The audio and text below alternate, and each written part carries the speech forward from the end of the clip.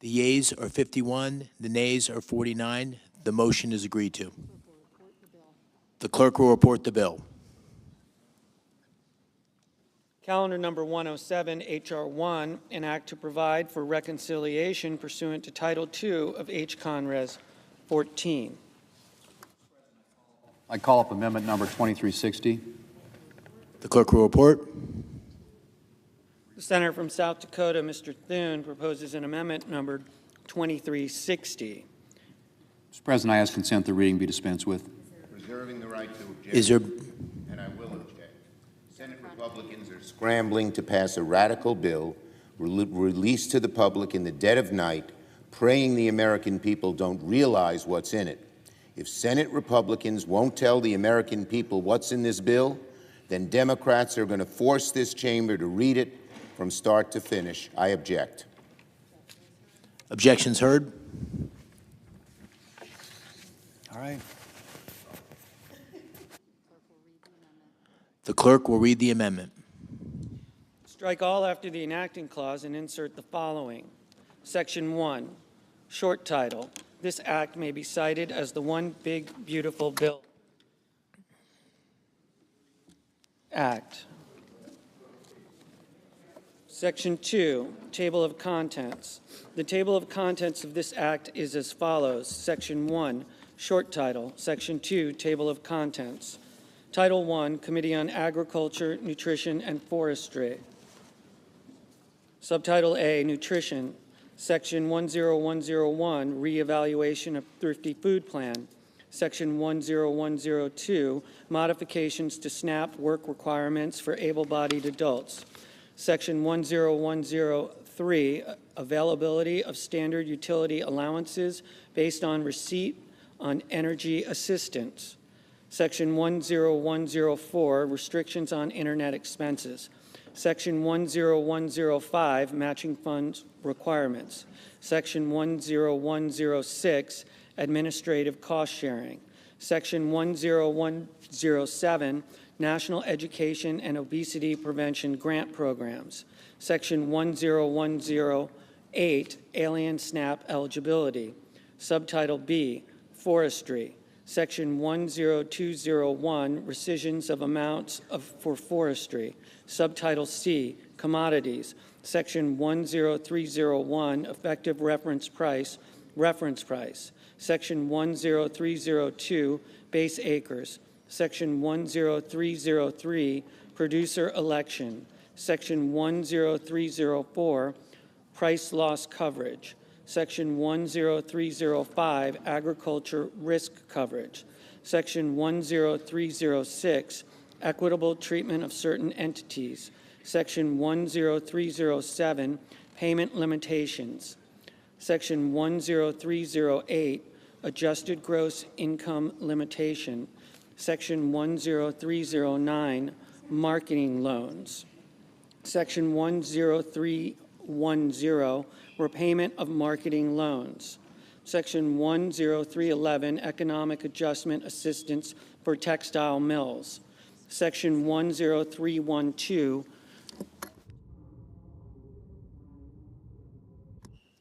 Sugar Price Updates. Section 10313, Dairy Policy Updates. Section 10314, Implementation. Subtitle D, Disaster Assistance Programs. Section 10401, Supplemental Agriculture Disaster Assistance. Subtitle E, Crop Insurance. Section 10501, Beginning Farmer and Rancher Benefit. Section 10502, Area-Based Crop Insurance Coverage and Affordability. Section 10503, Administrative and Operative Expense Adjustments. Section 10504, Premium Support. Section 10505, Program Compliance and Integrity. Section 10506, Reviews, Compliance, and Integrity. Section 10507, Poultry Insurance Pilot Program. Subtitle F, Additional Investments in Rural America. Section 10601, Conservation. Section 10602, Supplemental Agriculture Trade Promotion Program. Section 10603, nutrition. Section 10604, research. Section 10605, energy. Section 10606, horticulture. Section 10607, miscellaneous. Title II, Committee on Armed Services. Section 2001, enhancement of Department of Defense resources for improving the quality of life for military personnel.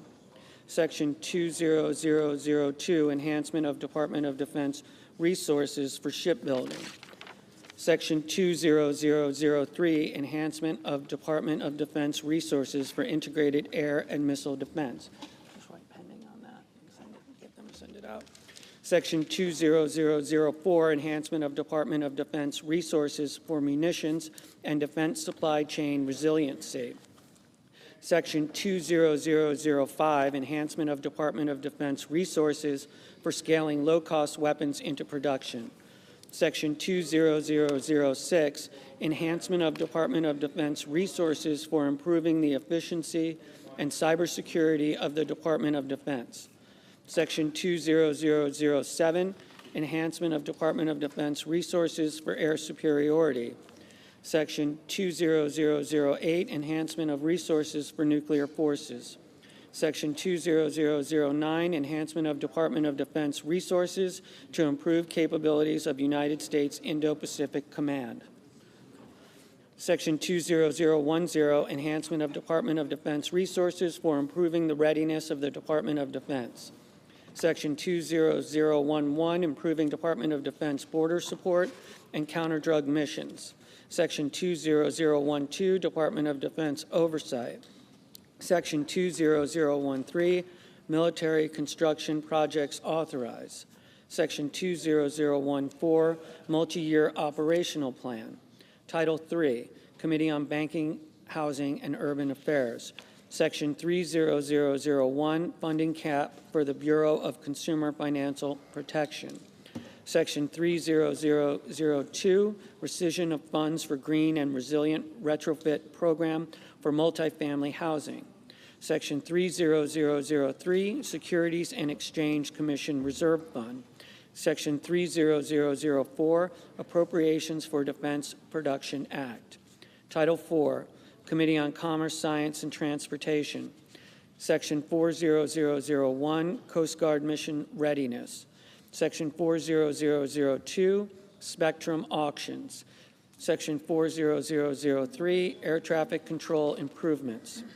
Section 40004, Space Launch and Reentry Licensing and Permitting User Fees. Section 40005, Mars Missions, Artemis Mission, and Moon to Mars Program. Section 40006, Corporate Average Fuel Economy Civil Penalties. Section 40007, Payment for Lease of Metropolitan Washington Airports. Section 40008, Rescission of certain amounts for the National Oceanic Atmospheric Administration.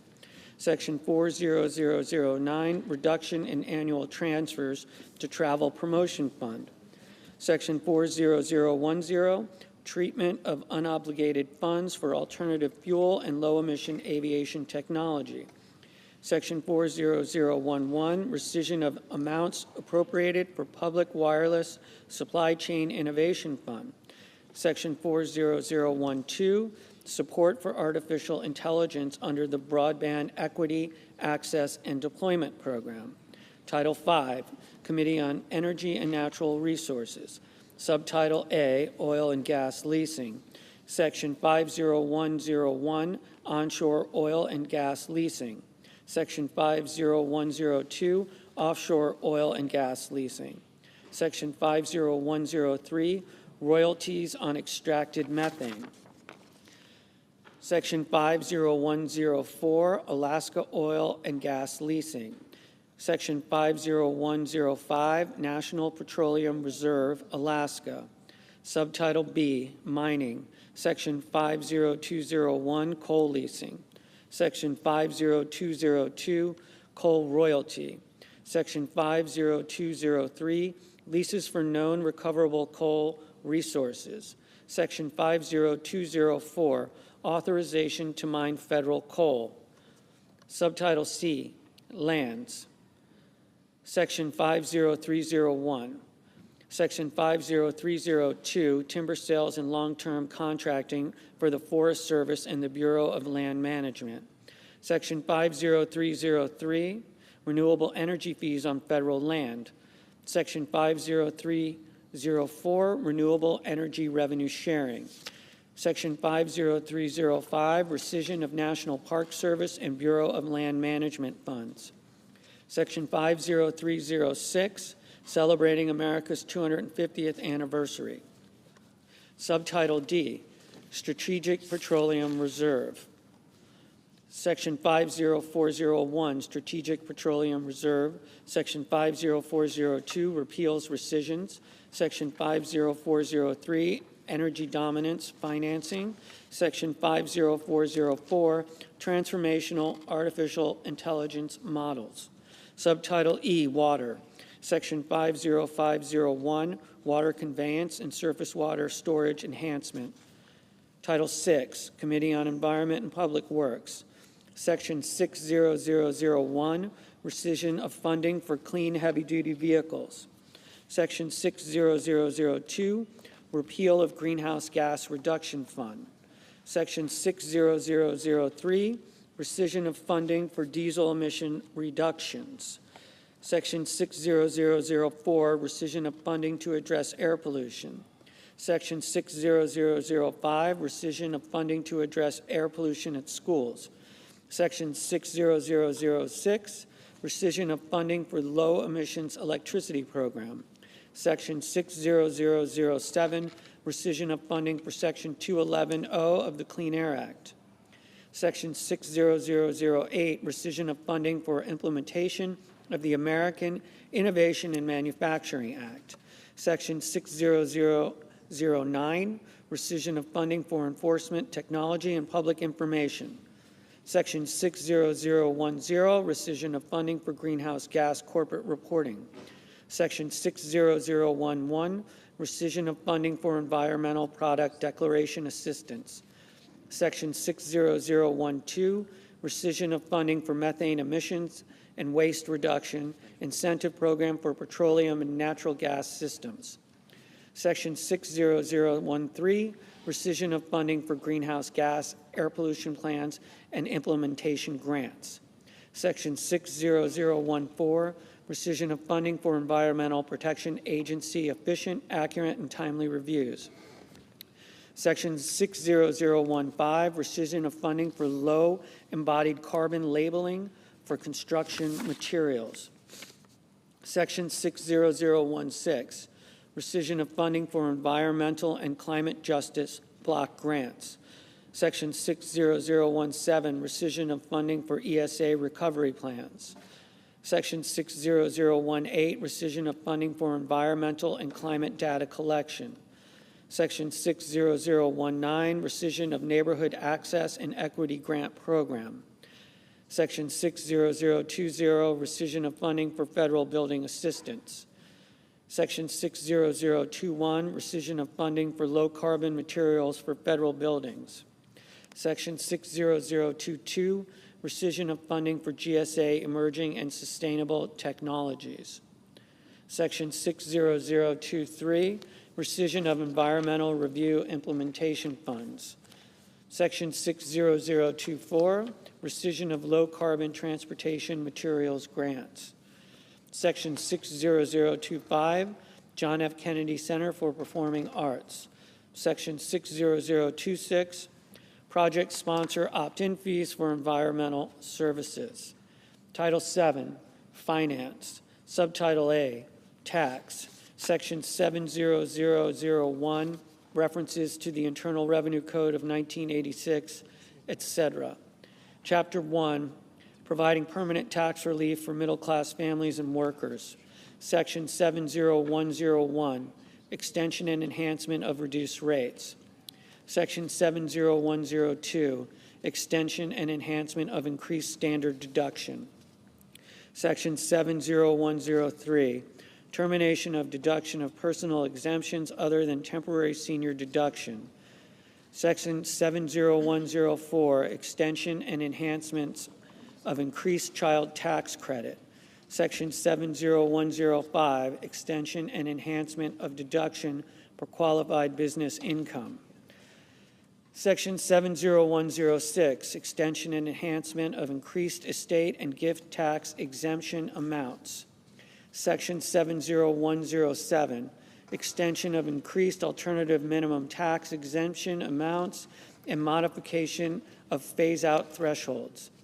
Section 70108, extension and modification of limitation on deduction for qualified residence interest. Section 70109, extension and modification of limitation on casualty loss deduction. Section 70110, termination of miscellaneous itemized deductions other than educator expenses. Section 70111, limitation on tax benefits of itemized deductions. Section 70112, extension and modification of qualified transportation fringe benefits. Section 70113, extension and modification of limitation on deduction and exclusions for moving expenses. Section 70114, extension and modification of limitation on wagering losses. Section 70115, extension and enhancement of increased limitation on contributions to ABLE accounts. Section 70116, extension and enhancement of savers credit allowed for ABLE contributors. Section 70117, extension of rollovers for qualified tuition programs to ABLE accounts permitted. Section 70118, extension of treatment of certain individuals performing services in the Sinai Peninsula and enhancement to include additional areas. Section 70119, extension and modification and exclusion from gross income of student loans discharged on account of death or disability. Section 70120, limitation on individual deductions for certain state and local taxes, etc.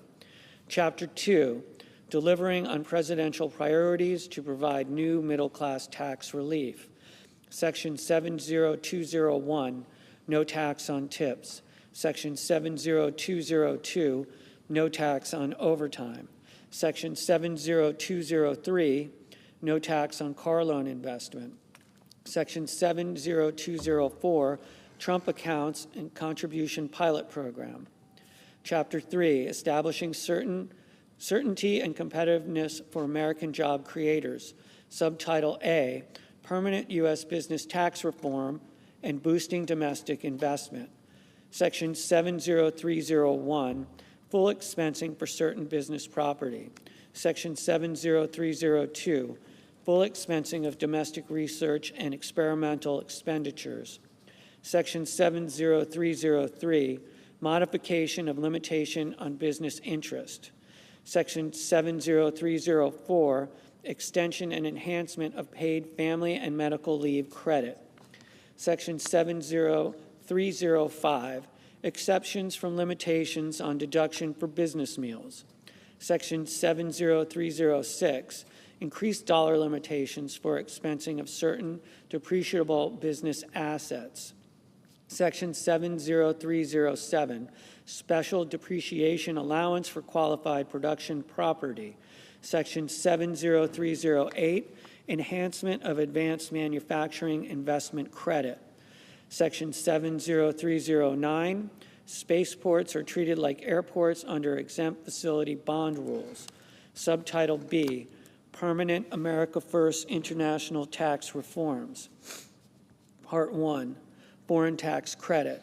Section 70311, modifications related to foreign tax credit limitation.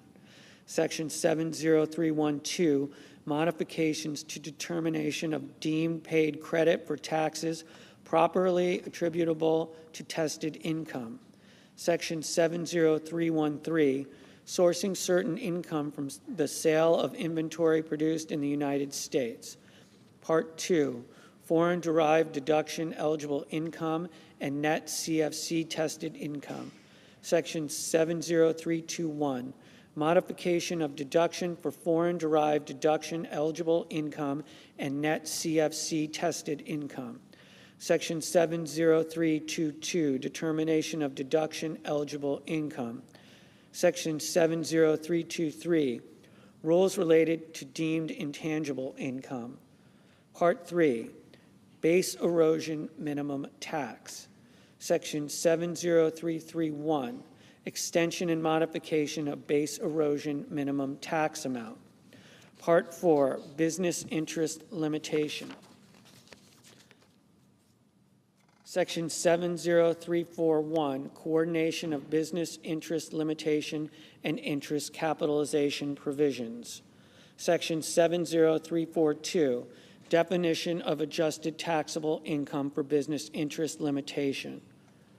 Part 5, other international tax reforms. Section 70351, permanent extension of look-through rule for related controlled foreign corporations. Section 70352, repeal of election for 1 month deferral and determination of taxable year of specified foreign corporations. Section 70353, restoration of limitation on downward attribution of stock ownership in applying constructive ownership rules. Section 70354, modification to pro rata share rules. Chapter 4, investing in American families, communities, and small businesses. Subchapter A, permanent investments in families and children. Section 70401, enhancement of employer-provided child care credit. Section 70402, enhancement of adoption credit. Section 70403, recognizing Indian tribal governments for purposes of determining whether a child has special needs for purposes of the adoption credit. Section 70404, enhancement of the Dependent Care Assistance Program. Section 70405, enhancement of child and dependent care tax credit. Subtitle B, permanent investments in students and reforms to tax-exempt institutions. Section 70411, tax credit for contributions of individuals to scholarship-granting organizations. Section 70412, exclusion for employer payments of student loans. Section 70413, additional expenses treated as qualified higher education expenses for purpose of 529 accounts.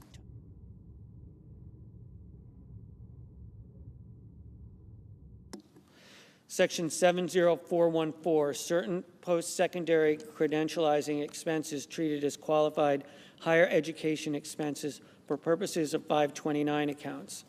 Section 70415, modification of excise tax on investment income of certain private colleges and universities.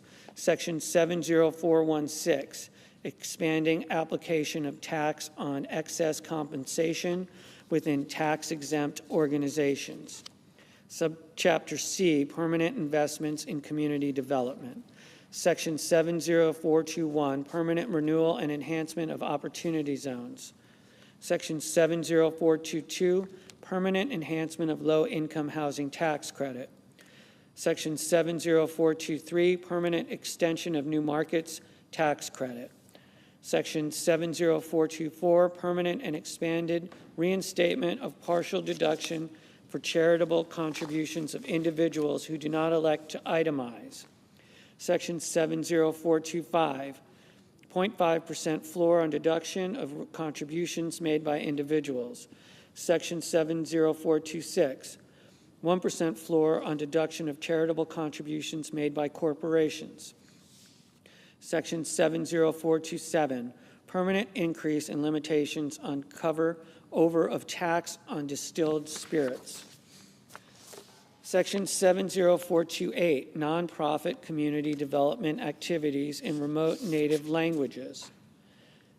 Section 70429, adjustment of charitable deduction for certain expenses incurred in support of Native Alaskan subsistent whaling. Section 70430, exception to percentage of completion method of accounting for certain residential construction contracts. Subchapter D, permanent investments in small business and rural America. Section 70431, expansion of qualified small business stock gain exclusion. Section 70432, repeal of revision to de minimis rules for third-party network transactions. Section 70433, increase in threshold for requiring information reporting with respect to certain payees. Section 70434, treatment of certain qualified sound recording productions. Section 70435, exclusion of interest on loans secured by rural or agricultural real property. Section 70436, reduction of transfer and manufacturing taxes for certain devices. Section 70437, treatment of capital gains from the sale of certain farmland property. Section 70438, extension of rules for treatment of certain disaster-related personal casualty losses. Chapter 5, ending Green New Deal spending, promoting America First energy, and other reforms. Subchapter A, termination of Green New Deal subsidies. Section 70501, termination of previously owned clean vehicle credit. Section 70502, termination of clean vehicle credit. Section 70503, termination of qualified commercial clean vehicles credit. Section 70504, termination of alternative fuel vehicle refueling property credit. Section 70505, termination of energy efficient home improvement credit. Section 70506, termination of residential clean energy credit. Section 70507, termination of energy efficient commercial building deduction.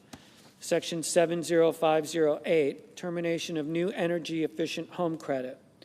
Section 70509, termination of cost recovery for energy, property, and qualified clean energy facilities, property, and technology. Section 70510, modifications of zero-emission nuclear power production credit. Section 70511, termination of clean hydrogen production credit. Section 70512, termination and restrictions on clean electricity production credit. Section 70513, termination and restrictions on clean electricity investment credit. Section 70514, phase out and restrictions on advanced manufacturing production credit. Section 70515, restriction on the extension of advanced energy project credit program. Subchapter B, enhancement of America First energy policy. Section 70521, extension and modification of clean fuel production credit. Section 70522, restrictions on carbon oxide sequestration credit. Section 70523, intangible drilling and development costs taken into account for purposes of computing adjusted financial statement income. Section 70524, income from hydrogen storage, carbon capture, advanced nuclear, hydropower, and geothermal energy added to qualifying income of certain publicly traded partnerships. Section 70525, allow for payments to certain individuals who die fuel. Subchapter C, other reforms. Section 70531, modifications to de minimis entry privilege for commercial shipments. Chapter 6, enhancing deduction and income tax credit, guardrails, and other reforms. Section 70601, modification and extension of limitation on excess business losses of non-corporate taxpayers. Section 70602, treatment of payments for partnerships to partners for property or services. Section 70603, excessive employee remuneration from controlled group members and allocation of deduction. Section 70604, third-party litigation funding reforms. Section 70605, excise tax on certain remittance transfers. Section 70606, enforcement provisions with respect to COVID-related employee retention credits. Section 70607, Social Security number requirement for American Opportunity and Lifetime Learning credits. Section 70608, Task Force on the Replacement of the Direct File. Subtitle B, Health. Chapter 1, Medicaid. Chapter A, Reducing Fraud and Improving Enrollment Processes. Section 71101, Moratorium on Implementation of Rule relating to eligibility and enrollment in Medicare savings programs. Section 71102, Moratorium on Implementation of Rule relating to eligibility and enrollment for Medicaid CHIP and the Basic Health Program. Section 71103, Reducing Duplicate Enrollment under the Medicaid and CHIP programs. Section 71104, Ensuring deceased individuals do not remain enrolled. Section 71105, Ensuring deceased providers do not remain enrolled. Section 71106, Payment reduction related to certain erroneous excess payments under Medicaid. Section 71107, Eligibility redeterminations. Section 71108, Revising home equity limit for determining eligibility for long-term care services under the Medicaid program. Section 71109, Alien Medicaid eligibility. Section 71110, Expansion FMAP for certain states providing payments for health care furnished to certain individuals. Section 71111, Expansion of FMAP for emergency Medicaid. Subchapter B, Preventing Wasteful Spending. Section 7112, Moratorium on Implementation of Rule relating to staffing standards for long-term care facilities under the Medicare and Medicaid programs. Section 71113, Reducing State Medicaid Costs. Section 71114, Prohibiting federal Medicaid and CHIP funding for certain items and services. Section 71115, Federal Payments to Prohibited Entities. Subchapter C, Stopping Abusive Financing Practices. Section 7116, Sunsetting Increased FMAP Incentive. Section 71117, Provider Taxes. Section 71118, State-Directed Payments. Section 71119, Requirements regarding waiver of uniform tax requirement for Medicaid provider tax. Section 71120, Requiring budget neutrality for Medicaid demonstration projects under Section 1115. Subchapter D, Increasing Personal Accountability. Section 71121, Requirement for states to establish Medicaid community engagement requirements for certain individuals. Section 71122, Modifying cost-sharing requirements for certain expansion individuals under the Medicaid program. Subchapter E, Expanding Access to Care. Section 71123, Making certain adjustments to coverage of home or community-based services under Medicaid. Section 71124, Determination of FMAP for high-poverty states. Chapter 2, Medicare. Subchapter A, Strengthening Eligibility Requirements. Section 71201, Limiting Medicare Coverage of Certain Individuals. Subchapter B, Improving Services for Seniors. Section 71202, Temporary Payment, Increase under the Medicare Physician Fee Schedule to account for exceptional circumstances. Section 71203, Expanding and clarifying the exclusion for orphan drugs under the Drug Price Negotiation Program. Section 71204, application of cost living adjustment to non-labor related portion for hospital outpatient department services furnished in Alaska and Hawaii. Chapter 3, health tax. Subchapter A, improving eligibility criteria. Section 71301, permitting premium tax credit only for certain individuals. Section 71302, disallowing premium tax credit during periods of Medicaid ineligibility due to alien status. Subchapter B, preventing waste, fraud, and abuse. Section 71303, requiring verification of eligibility for premium tax credit. Section 71304, disallowing premium tax credit in case of certain coverage enrolled in during special enrollment period. Section 71305, eliminating limitation on recapture of advance payment of premium tax credit. Section 71306, permanent extension of safe harbor for absence of deductible for telehealth services. Section 71307, allowance of bronze and catastrophic plans and connection with health savings accounts. Section 71308, treatment of direct primary care service arrangements. Chapter 4, protecting rural hospitals and providers. Section 71401, rural health transformation program. Subtitle C, increase in debt limit. Section 72001, modification of limitation on the public debt. Title 8, Committee on Health, Education, Labor, and Pensions. Subtitle A, exemption of certain assets. Section 80001, exemption of certain assets. Subtitle B, loan limits.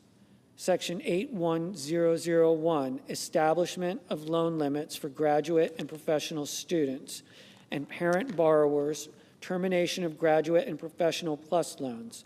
Subtitle C, loan repayment.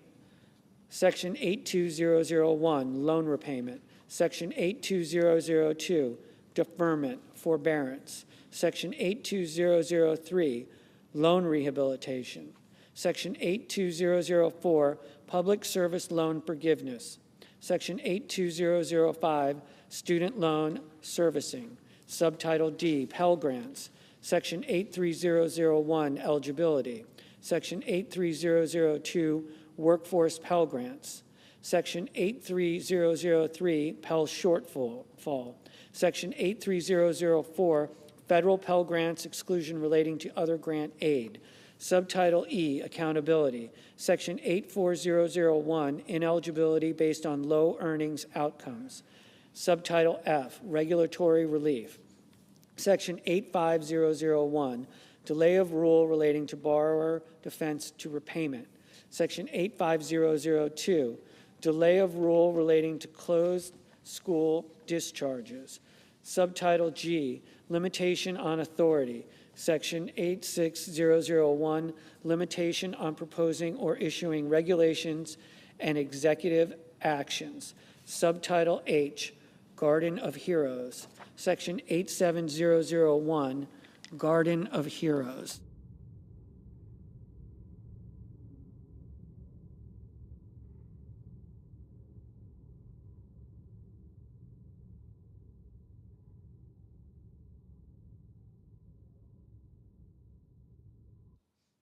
Subtitle 1, Office of Refugee Resettlement, Section 88001, Potential Sponsor Vetting for Unaccompanied Alien Children Appropriation.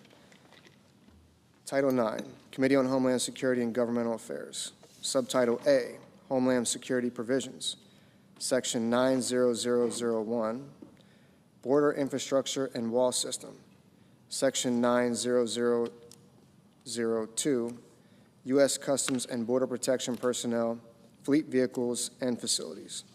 Section 90003, detention capacity. Section 90004, border security, technology, and screening. Section 90005, state and local assistance. Section 90006, Presidential Residence Protection. Section 90007, Department of Homeland Security Appropriations for Border Support. Subtitle B, Governmental Affairs Provisions. Section 90101, FEHB Improvements. Section 90102, Pandemic Response Accountability Committee. Section 90103, Appropriation for the Office of Management and Budget. Title 10, Committee on the Judiciary. Subtitle A, Immigration and Law Enforcement Matters. Part 1, Immigration Fees. Section 100001, Applicability of the Immigration Laws. Section 100002, Asylum Fee. Section 100003, Employment Authorization Document Fees. Section 100004, Immigration Parole Fee. Section 100005, Special Immigrant Juvenile Fee. Section 100006, Temporary Protected Status Fee. Section 100007, Visa Integrity Fee. Section 100008, Form I-94 Fee. Section 100009, Annual Asylum Fee. Section 100010, Fee relating to renewal and extension of employment authorization for parolees. Section 100011, Fee relating to renewal or extension of employment authorization for asylum applicants. Section 100012, Fee relating to renewal and extension of employment authorization for aliens granted temporary protected status. Section 100013, Fees relating to applications for adjustment of status. Section 100014, Electronic System for Travel Authorization Fee. Section 100015, Electronic Visa Update System Fee. Section 100016, Fee for aliens ordered removed in absentia. Section 100017, Inadmissible Alien Apprehension Fee. Section 100018, Amendment to Authority to Apply for Asylum. Part 2, Immigration and Law Enforcement Funding. Section 100051, Appropriation for the Department of Homeland Security. Section 10052, Appropriation for U.S. Immigration and Customs Enforcement. Section 10053, Appropriation for Federal Law Enforcement Training Centers. Section 10054, Appropriation for the Department of Justice. Section 10055, Bridging Immigration-Related Deficits Experienced Nationwide Reimbursement Fund. Section 10056, Appropriation for the Bureau of Prisons. Section 10057, Appropriation for the United States Secret Service. Subtitle B, Judiciary Matters. Section 100101, Appropriation to the Administrative Office of the United States Courts. Section 100102, Appropriation to the Federal Judicial Center. Subtitle C, Radiation Exposure Compensation Matters. Section 100201, Extension of Fund. Section 100202, Claims relating to atmospheric testing. Section 100203, Claims relating to uranium mining. Section 100205, Limitations on Claims.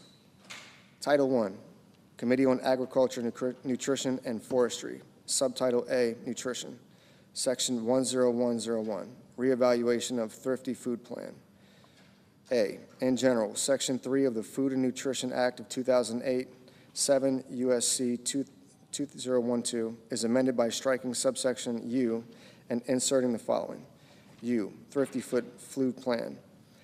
1, in general, the term Thrifty Food Plan means a diet required to feed a family of 4 persons consisting of a man and a woman ages 20 through 50, a child ages 6 through 8, and a child ages 9 through 11, using the items and quantities of food described in the report of the Department of Agriculture entitled Thrifty Food Plan 2021. And each successor report updated pursuant to this subsection, subject to the conditions that A, the relevant market baskets of the Thrifty Food Plan shall only be changed pursuant to paragraph 4. B, the cost of the Thrifty Food Plan shall be the basis for uniform allotments for all households regardless of the actual composition of the household. And C, the cost of the Thrifty Food Plan may only be adjusted in accordance with this subsection. 2, household adjustments. The Secretary shall make household adjustments using the following ratios of household size as a percentage of the maximum four-person allotment. A, for a one-person household, 30%. B, for a two-person household, 55%. C, for a three-person household, 79%. D, for a four-person household, 100%. E, for a five-person household, 119%. F, for a six-person household, 143%. G, for a seven-person household, 158%. H, for an eight-person household, 180%. I, for a household of 9 persons or more, an additional 22% per person, which additional percentage shall not total more than 200%. 3, allowable cost adjustments. The Secretary shall, A, make cost adjustments in the Thrifty Food Plan for Hawaii and the urban and rural parts of Alaska to reflect the cost of food in Hawaii and urban and rural Alaska. B, make cost adjustments in the separate Thrifty Food Plans for Guam and the Virgin Islands of the United States to reflect the cost of food in those states, but not to exceed the cost of food in the 50 states and the District of Columbia. And C, on October 1st, 2025, and on each October 1st thereafter, adjust the cost of the Thrifty Food Plan to reflect changes in the Consumer Price Index for all urban consumers published by the Bureau of Labor Statistics of the Department of Labor for the most recent 12-month period ending in June. 4, reevaluation of market baskets. A, reevaluation. Not earlier than October 1st, 2027, the Secretary may reevaluate the market baskets of the Thrifty Food Plan based on current food prices, food composition data, consumption patterns, and dietary guidance. B, cost neutrality. The Secretary shall not increase the cost of the Thrifty Food Plan based on a reevaluation under this paragraph. B, conforming amendments. 1, Section 16C1A22 of the Food and Nutrition Act of 2008, 7 U.S.C. 2025 C1A22 is amended by striking Section 3U4 and inserting Section 3U3. 2, Section 19A2A2 of the Food and Nutrition Act of 2008, 7 U.S.C. 2028A2A2 is amended by striking Section 3U4 and inserting Section 3U3. 3, Section 27A2 of the Food and Nutrition Act of 2008, 7 U.S.C. 2036A2 is amended by striking Section 3U4, each place it appears, and inserting Section 3U3. Section 1012, modifications to SNAP work requirements for able-bodied adults. A, exceptions. Section 6.0 of the Food and Nutrition Act of 2008, 7 U.S.C. 20150 is amended by striking paragraph 3 and inserting the following. 3, exceptions.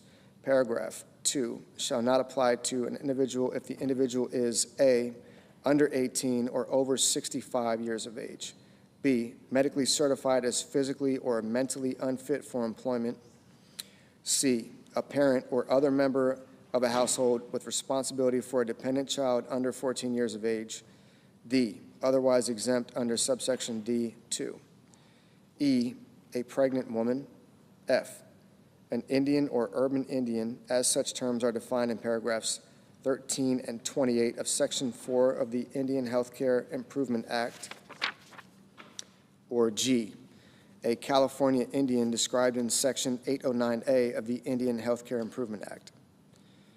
B, standardizing enforcement. Section 604 of the Food and Nutrition Act of 2008, 7 USC 201504 is amended, 1, in subparagraph A by striking clause 2 and inserting the following. 2, is in a non-contiguous state and has an unemployment rate that is at or above 1.5 times the national unemployment rate, 8%.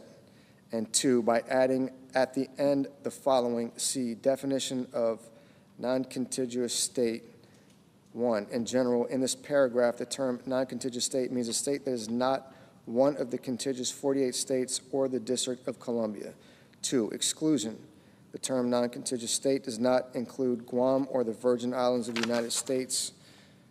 C, waiver for non-contiguous states. Section 60 of the Food and Nutrition Act of 2008, 7 USC 20150 is amended, 1, by redesignating paragraph 7 as paragraph 8, and 2, by inserting after paragraph 6 the following. 7, exemption for non-contiguous states. A, definition of non-contiguous state. 1, in general, in this paragraph, the term non-contiguous state means a state that is not one of the contiguous 48 states or the District of Columbia. 2, exclusions. In this paragraph, the term non-contiguous state does not include Guam or the Virgin Islands of the United States. B, exemption. Subject to subparagraph D, the Secretary may exempt individuals in a non-contiguous state from compliance with the requirements of paragraph 2 if 1, the state agency submits to the Secretary a request for that exemption made in such form and at such time as the Secretary may require, and including the information described in subparagraph C, and 2, the Secretary determines that based on that request, the state agency is demonstrating a good faith effort to comply with the requirements of paragraph 2. C, good faith effort determination. In determining whether a state agency is demonstrating a good faith effort or for purposes of subparagraph B2, the Secretary shall consider 1, any action taken by the state agency toward compliance with the requirements of paragraph 2, 2, any significant barriers to or challenges in meeting those requirements, including barriers or challenges relating to funding, design, development, procurement, or installation of necessary systems or resources. 3, the detailed plan and timeline of the state agency for achieving full compliance with those requirements, including any milestones as defined by the Secretary. And 4, any other criteria determined appropriate by the Secretary. D, duration of exemption. 1, in general, an exemption granted under subparagraph B shall expire not later than December 31st, 2028, and may not be renewed beyond that date. 2, early termination. The Secretary may terminate an exemption granted under subparagraph B prior to that expiration date of that exemption if the Secretary determines that the state agency, 1, has failed to comply with the reporting requirements described in subparagraph E, or 2, based on the information provided pursuant to subparagraph E, failed to make continued good faith efforts towards compliance with the requirements of this subsection. E, reporting requirements. A state agency granted an exemption under subparagraph B shall submit to the Secretary 1, quarterly progress reports on the status of the state agency in achieving the milestones toward full compliance described in subparagraph C3, and 2, information on specific risks or newly identified barriers or challenges to full compliance, including the plan of the state agency to mitigate those risks, barriers, or challenges. Section 10103, availability of standard utility allowances based on receipt of energy assistance. A, standard utility allowance. Section 5E 6C 4I of the Food and Nutrition Act of 2008, 7 USC 2014 E6C 4I is amended by inserting with an elderly or disabled member after households. B, third-party energy assistance payments. Section 5K4 of the Food and Nutrition Act of 2008, 7 USC 2014 K4 is amended, 1, in subparagraph A by inserting without an elderly or disabled member before shall be, and 2, in subparagraph B by inserting with an elderly or disabled member before under a state law. Section 10104, restrictions on internet expenses. Section 5E6 of the Food and Nutrition Act of 2008, 7 U.S.C. 2014 E6, is amended by adding at the end of the following. E, restrictions on internet expenses. Any service fee associated with internet connection shall not be used in computing the excess shelter expense deduction under this paragraph. Section 10105, matching funds requirements. A, in general, Section 4A of the Food and Nutrition Act of 2008, 7 U.S.C. 2013a, is amended, 1, by striking A subject to and inserting the following. A, program. 1, establishment subject to, and 2, by adding at the end the following. 2, state quality control incentive. A, definition of payment error rate. In this paragraph, the term payment error rate has the meaning given the term in Section 16C2. B, state cost share. 1, in general, beginning in fiscal year 2028, if the payment error rate of a state is determined under Clause 2 is 1, less than 6%, the federal share of the cost of the allotment described in paragraph 1 for that state in a fiscal year shall be 100%, and the state share shall be 0%. 2, equal to or greater than 6%, but less than 8%. The federal share of the cost of the allotment described in paragraph 1 for that state in a fiscal year shall be 95%, and the state share shall be 5%.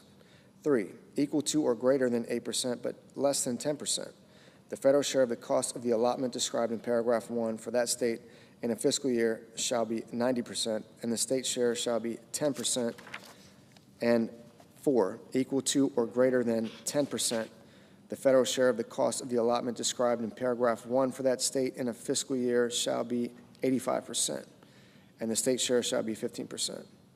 2, elections. 1, fiscal year 2028. For fiscal year 2028, to calculate the applicable state share under Clause 1, a state may elect to use the payment error rate of the state from fiscal year 2025 or 2026. 2, fiscal year 2029 and thereafter. For fiscal year 2029 and each fiscal year thereafter, to calculate the applicable state share under Clause 1, the Secretary shall use the payment error rate of the state for the third fiscal year preceding the fiscal year for which the state share is being calculated. 3, maximum federal payment.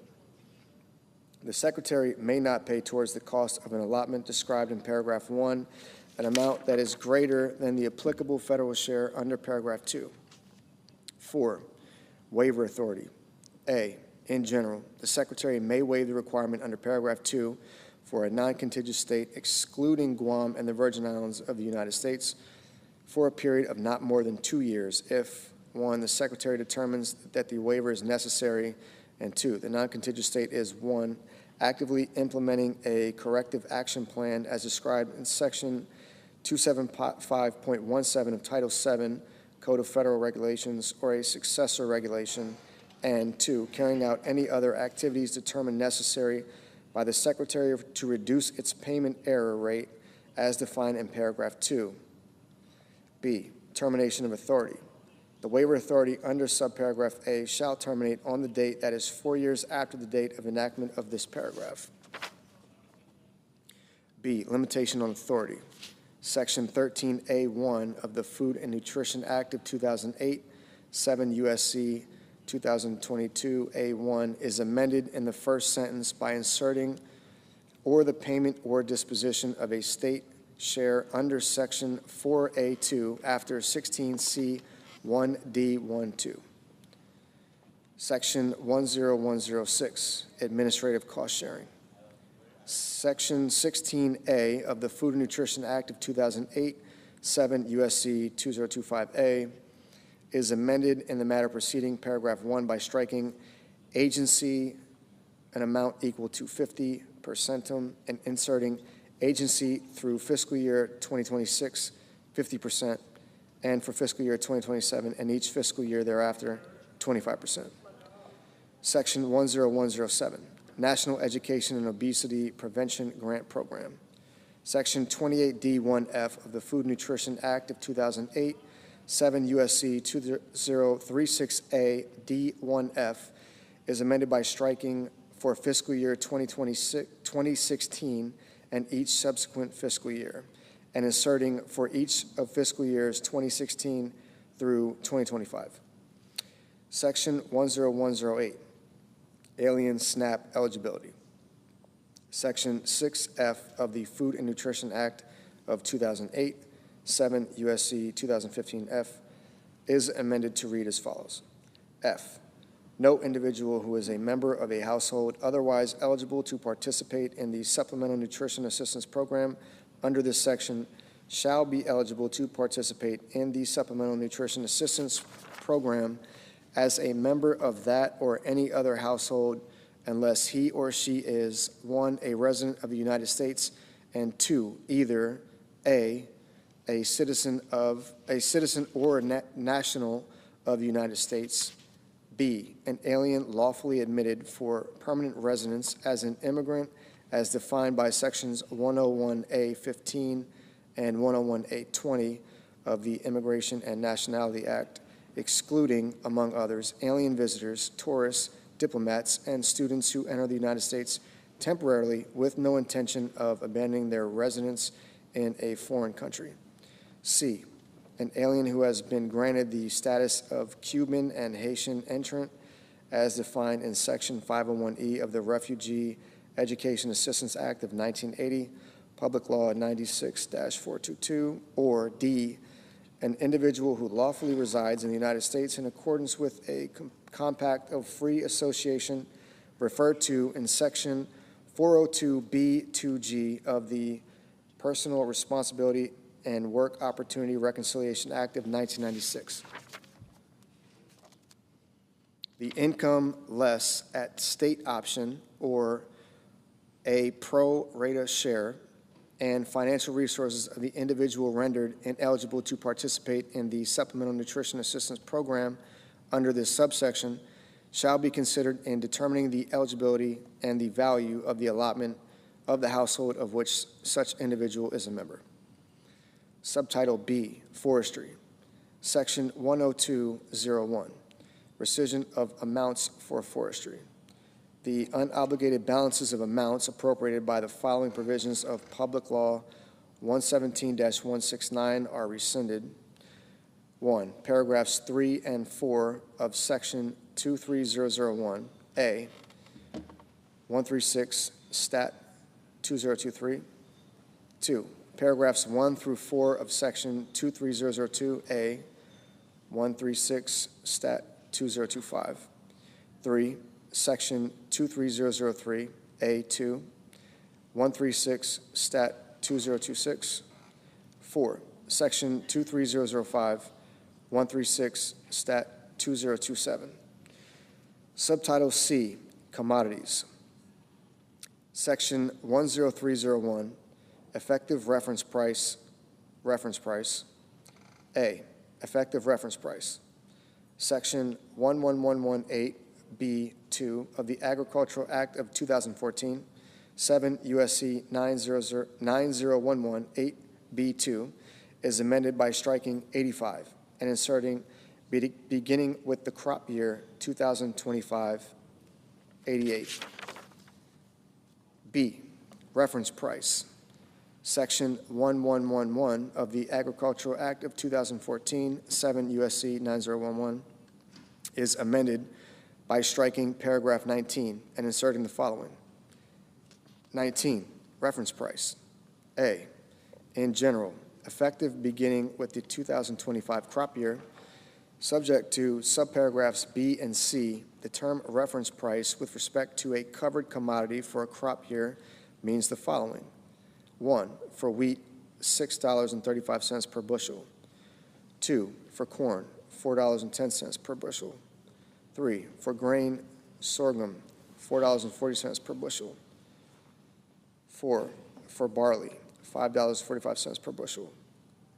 5, for oats, $2.65 per bushel. 6, for long grain rice, $16.90 per hundredweight. 7, For medium grain rice, $16.90 per hundredweight. 8, for soybeans, $10 per bushel. 9, for other oil seeds, $23.75 per hundredweight. 10, for peanuts, $630 per ton. 11, for dry peas, $13.10 per hundredweight. 12, for lentils, $23.75 per hundredweight. 13, for small chickpeas, $22.65 per hundredweight.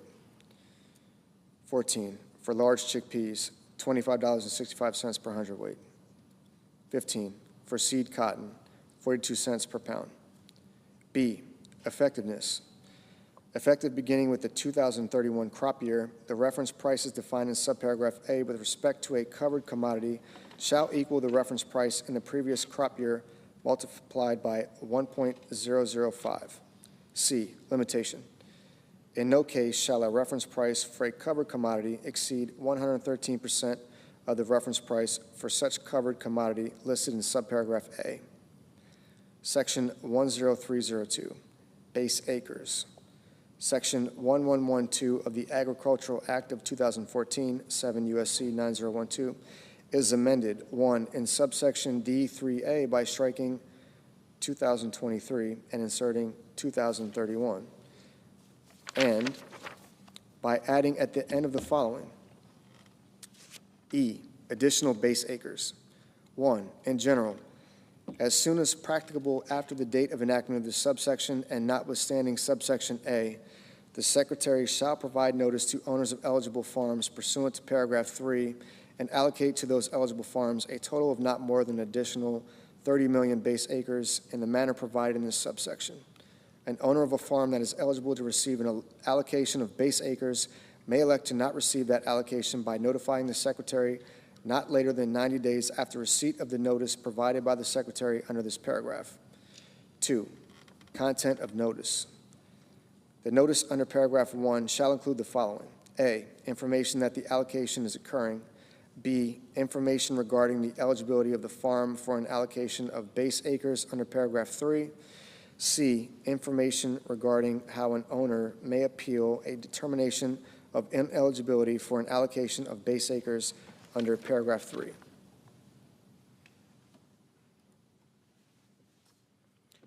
Through an appeals process established by the Secretary. 3, eligibility. A, in general, subject to subparagraph D, effective beginning with the 2026 crop year, a farm is eligible to receive an allocation of base acres if, with respect to the farm, the amount described in subparagraph B exceeds the amount described in subparagraph C. B, 5-year average sum. The amount described in this subparagraph with respect to a farm is the sum of I, the 5-year average of I, the acreage planted on the farm to all covered commodities for harvest, grazing, haying, silage, or other similar purposes for the 2019 through 2023 crop years. And 2, any acreage on the farm that the producers were prevented from planting during the 2019 through 2023 crop years to covered commodities because of drought, flood, or other natural disaster, or other conditions beyond the control of the producers as determined by the Secretary, plus 2, the lesser of 1, subsection 1, 15% of the total acres on the farm, and 2, the 5-year average of AA, the acreage planted on the farm to eligible non-covered commodities for harvest, grazing, haying, silage, or other similar purposes for the 2019 through 2023 crop years, and subsection BB, any acreage on the farm that producers were prevented from planting during the 2019 through 2023 crop years to eligible non-covered commodities because of drought, flood, or other natural disaster, or other condition beyond the control of the producers, as determined by the Secretary. C, total number of base acres for covered commodities. The amount described in this subparagraph with respect to a farm is the total number of base acres for covered commodities on the farm, excluding unassigned crop base, as in effect on September 30, 2024. D, effect of no recent plantings of covered commodities In the case of a farm for which the amount determined under Clause I of subparagraph B is equal to 0, that farm shall be ineligible to receive an allocation of base acres under the subsection E. Acreage planted on the farm to eligible non-covered commodities defined in this paragraph. The term acreage planted on the farm to eligible non-covered commodities means acreage planted on a farm to commodities other than covered commodities, trees, bushes, vines, grass, or pasture, including cropland that was idle or fallow, as defined by the Secretary. 4, number of base acres, subject to paragraphs 3 and 8. The number of base acres allocated to an eligible farm shall, subsection A, be equal to the difference obtained by subtracting the amount determined under subparagraph C of paragraph 3 from the amount determined under subparagraph B of that paragraph, and B, include unassigned crop base. 5, allocation of acres. A, allocation. The Secretary shall allocate the number of base acres under paragraph 4 among those covered commodities planted on the farm at any time during the 2019 through 2023 crop years. B, allocation formula. The allocation of additional base acres for covered commodities shall be in proportion to the ratio of subsection I, the 5-year average of I, the acreage planted on the farm, to each covered commodity for harvest, grazing, haying, silage, or other similar purposes for the 2019 through 2023 crop years. And 2, any acreage on the farm that producers were prevented from planting during the 2019 through 2023 crop years to that covered commodity because of drought, flood, or other natural disaster, or other condition beyond the control of the producers as determined by the Secretary, to the 5-year average determined under paragraph 3BI. Inclusion of all 5 years in average. For the purpose of determining a 5-year acreage average under subparagraph B for a farm, the Secretary shall not exclude any crop year in which a covered commodity was not planted. D, treatment of multiple planting or prevented planting. For the purpose of determining under subparagraph B the acreage on a farm that producers planted or were prevented from planting during the 2019 through 2023 crop years to covered commodities, if the acreage that was planted or prevented from being planted was devoted to other covered commodity in the same crop year, other than a covered commodity produced under an established practice of double cropping, the owner may elect the covered commodity to be used for that year in determining the 5-year average, but may not include both the initial covered commodity and the subsequent covered commodity. E, limitation. The allocation of additional base acres among covered commodities on a farm under this paragraph may not result in a total number of base acres for the farm in excess of the number of acres on the farm. 6, reduction by the Secretary. In carrying out this subsection, if the total number of eligible acres allocated to base acres across all farms in the United States under this subsection would exceed 30 million acres, the Secretary shall apply an across-the-board prorated reduction to the number of eligible acres to ensure the number of allocated base acres under this subsection is equal to 30 million acres.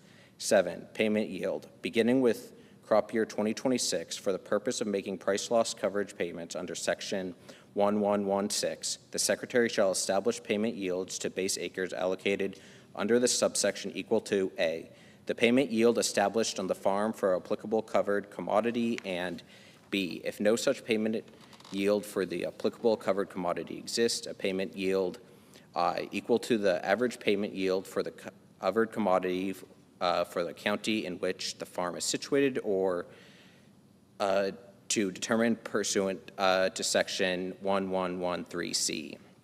8, treatment of new owners. In the case of a farm for which the owner on the date of enactment of this subsection was not the owner for the 2019 through 2023 crop years, the Secretary shall use the planting history of the prior owner or owners of that farm for the purposes of determining A, eligibility under paragraph 3, B, eligibility acres under paragraph 4, and C, the allocation of acres under paragraph 5. Section 10303, producer election. A, in general section 1115 of the Agricultural Act of 2014, 7 U.S.C. 9015, is amended 1, in subsection A, in the matter preceding paragraph 1, by striking 2023 and inserting 2031. 2, in subsection C, A, in the matter preceding paragraph 1, I, by striking crop year or and inserting crop year, and 2, by inserting or the 2026 crop year after 2019 crop year. B, in paragraph 1, I, by striking crop year or and inserting crop year, and II, by inserting or the 2026 crop year after 2019 crop year, and C, in paragraph 2, I, in subparagraph A, by striking and at the end, II, in subparagraph B, by striking the period at the end and inserting and 3, by adding at the end the following. C, the same coverage for each covered commodity on the farm for the 2027 through 2031 crop years as was applicable for the 2025 crop year. And 3, by adding at the end the following. 1, higher of price loss coverage payments and agricultural risk coverage payments. For the 2025 crop year, the Secretary shall, on a covered commodity by covered commodity basis, make the higher of price loss coverage payments under Section 1116 and agricultural risk covered county coverage payments under Section 1117 to the producers on a farm for the payment acres for each covered commodity on the farm. B, federal crop insurance supplemental coverage options. Section 508C4C4 IV of the Federal Crop Insurance Act 7 U.S.C. 1508 C4C IV is amended by striking crops for which the producer has elected under Section 1116 of the Agricultural Act of 2014 to receive agricultural risk coverage in acres and inserting acres. Section 10304, price loss coverage. Section 1116 of the Agricultural Act of 2014, 7 U.S.C. 9016 is amended. 1, in subsection A2, in the matter preceding subparagraph A by striking 2023 and inserting 2031. 2, in subsection C1B, A, in the subparagraph heading by striking 2023 and inserting 2031. And B, in the matter preceding clause I by striking 2023 and inserting 2031. 3, in subsection D, in the matter preceding paragraph 1 by striking 2025 and inserting 2031. And 4, in subsection G, A, by striking subparagraph F of section 1111-19 and inserting paragraph 19A VI of section 1111, and B, by striking 2012 through 2016, each place it appears, and inserting 2017 through 2021. Section 10305, agricultural risk coverage. Section 1117 of the Agricultural Act of 2014, 7 U.S.C. 9017 is amended. 1, in subsection A, in the matter preceding paragraph 1 by striking 2023 and inserting 2031. 2, in subsection C, A, in paragraph 1 by inserting for each of the 2014 through 2024 crop years and 90% of the benchmark revenue for each of the 2025 through 2031 crop years before the period at the end. B, by striking 2023 each place it appears and inserting 2031. And C, in paragraph 4B in the subparagraph heading by striking 2023 and inserting 2031. 3, in subsection D1 by striking subparagraph B and inserting the following. BI, for each of the 2014 through 2024 crop years, 10% of the benchmark revenue for the crop year applicable under subsection C and II. For each of the 2025 through 2031 crop years, 12% of the benchmark revenue for the crop year applicable under subsection C and 4 in subsections E, G5, and I5 by striking 2023 each place it appears and inserting 2031. Section 10306, equitable treatment of certain entities. A, in general, Section 1001 of the Food Security Act of 1985, 7 U.S.C. 1308, is amended. 1, in subsection A, by designated paragraph 5 as paragraph 6, and B, by inserting after paragraph 4 the following.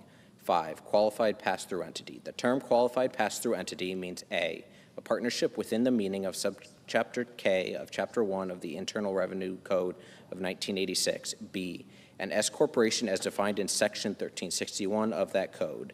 C, a limited liability company that does not affirmatively elect to be treated as a corporation. And D, a joint venture or general partnership. 2, in subsections B and C by striking except a joint venture, or general partnership, each place it appears, and inserting except a qualified pass-through entity, and 3, in subsection D, by striking subtitle B of Title I of the Agricultural Act of 2014, or B, attribution of payment, section 1001E3BII of the Food Security Act of 1985, 7 U.S.C. 1308E3BII is amended. 1, in the clause heading by striking joint ventures and general partnerships and inserting qualified pass-through entities. 2, by striking a joint venture or a general partnership and inserting a qualified pass-through entity. 3, by striking joint ventures and general partnerships and inserting qualified pass-through entities. And 4, by striking the joint venture or general partnership and inserting the qualified pass-through entity. C, persons actively engaged in farming. Section 1001AB2 of the Food Security Act of 1985, 7 U.S.C. 1308 1B2 is amended. 1, subparagraphs A and B, by striking a general partnership, a participant in a joint venture, each place it appears, and inserting a qualified pass-through entity. And 2, in subparagraph C, by striking a general partnership, joint venture, or similar entity, and inserting a qualified pass-through entity or a similar entity. D, joint and several liability. Section 100BD of the Food Security Act of 1985, 7 U.S.C. 1308-2D is amended by striking partnerships and joint ventures and inserting qualified pass-through entities. E, exclusion from AGI calculation. Section 1001D of the Food Security Act of 1985, 7 U.S.C. 1308-3AD is amended by striking general partnership or joint venture, each place it appears. Section 10307, payment limitations. Section 1001 of the Food Security Act of 1985, 7 U.S.C. 1308 is amended. 1, in subsection B, A, by striking the and inserting subject to subsection I, the, and B, by striking $125,000 and inserting $155,000. And 2, in subsection C, A, by striking the and inserting subject to subsection I, the, and B, by striking $125,000 and inserting $155,000. And 3, by adding at the end the following: I, adjustment for the 2025 crop year and each crop year thereafter. The Secretary shall annually adjust the amounts described in subsections B and C for inflation based on the Consumer Price Index for all urban consumers published by the Bureau of Labor Statistics of the Department of Labor. Section 10308, adjusted gross income limitation. Section 1001DB of the Food Security Act of 1985, 7 U.S.C. 1308-3AB is amended. 1, in paragraph 1 by striking paragraph 3 and inserting paragraphs 3 and 4. And 2, by adding at the end the following: 4, exception for certain operations. A, definitions. In this paragraph, I, accepts payment or benefit. The term accepted payment or benefit means I, a payment or benefit under subtitle E of Title I of the Agricultural Act of 2014, 7 U.S.C. 908 at sequence. 2, a payment or benefit under Section 196 of the Federal Agricultural Improvement and Reform Act of 1996, 7 U.S.C. 7333, and 3, a payment or benefit described in paragraph 2C received on or after October 1st, 2024. II, farming, ranching, or silviculture activities. The term farming, ranching, or silviculture activities include agritourism, direct-to-consumer marketing of agricultural products, the sale of agricultural equipment owned by the person or legal entity, and other agricultural-related activities as determined by the Secretary. B, exception. In the case of an accepted payment or benefit, the limitation established by paragraph 1 shall not apply to a person or legal entity during a crop, fiscal, or program year as appropriate, if greater than or equal to 75% of the average gross income of the person or legal entity derives from farming, ranching, or silviculture activities. Section 10309, marketing loans. A, availability of non-recourse marketing assistance loans for loan commodities. Section 1201B1 of the Agricultural Act of 2014, 7 U.S.C. 9031B1 is amended by striking 2023 and inserting 2031. B, loan rates for non-recourse marketing assistance loans. Section 1202 of the Agricultural Act of 2014, 7 U.S.C. 9032 is amended 1 in subsection B. A, in the subsection heading by striking 2023 and inserting 2025, and B, in the matter preceding paragraph 1 by striking 2023 and inserting 2025.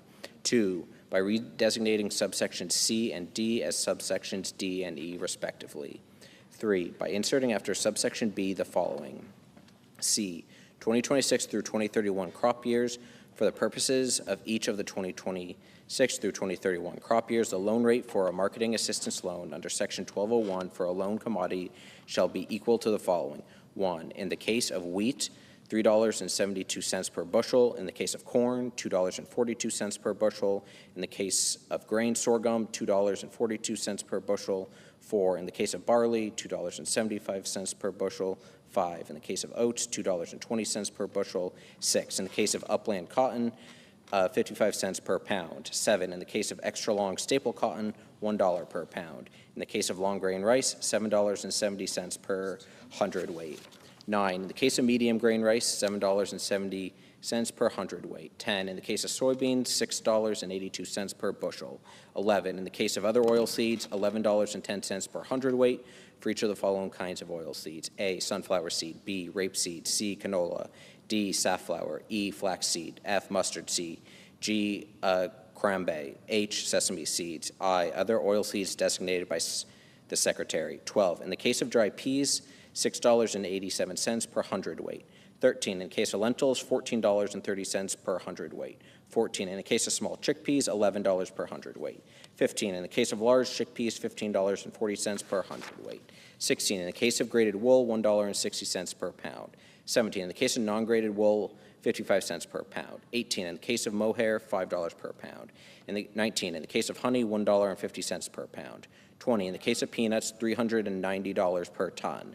4, in subsection D, as so redesignated by striking A11 and B11 and inserting A11, B11, and C11, and 5, in subsection E, as so redesignated in paragraph 1 by striking 25 cents and inserting 30 cents. C, payment of cotton storage costs. Section 1204G of the Agricultural Act of 2014, 7 U.S.C.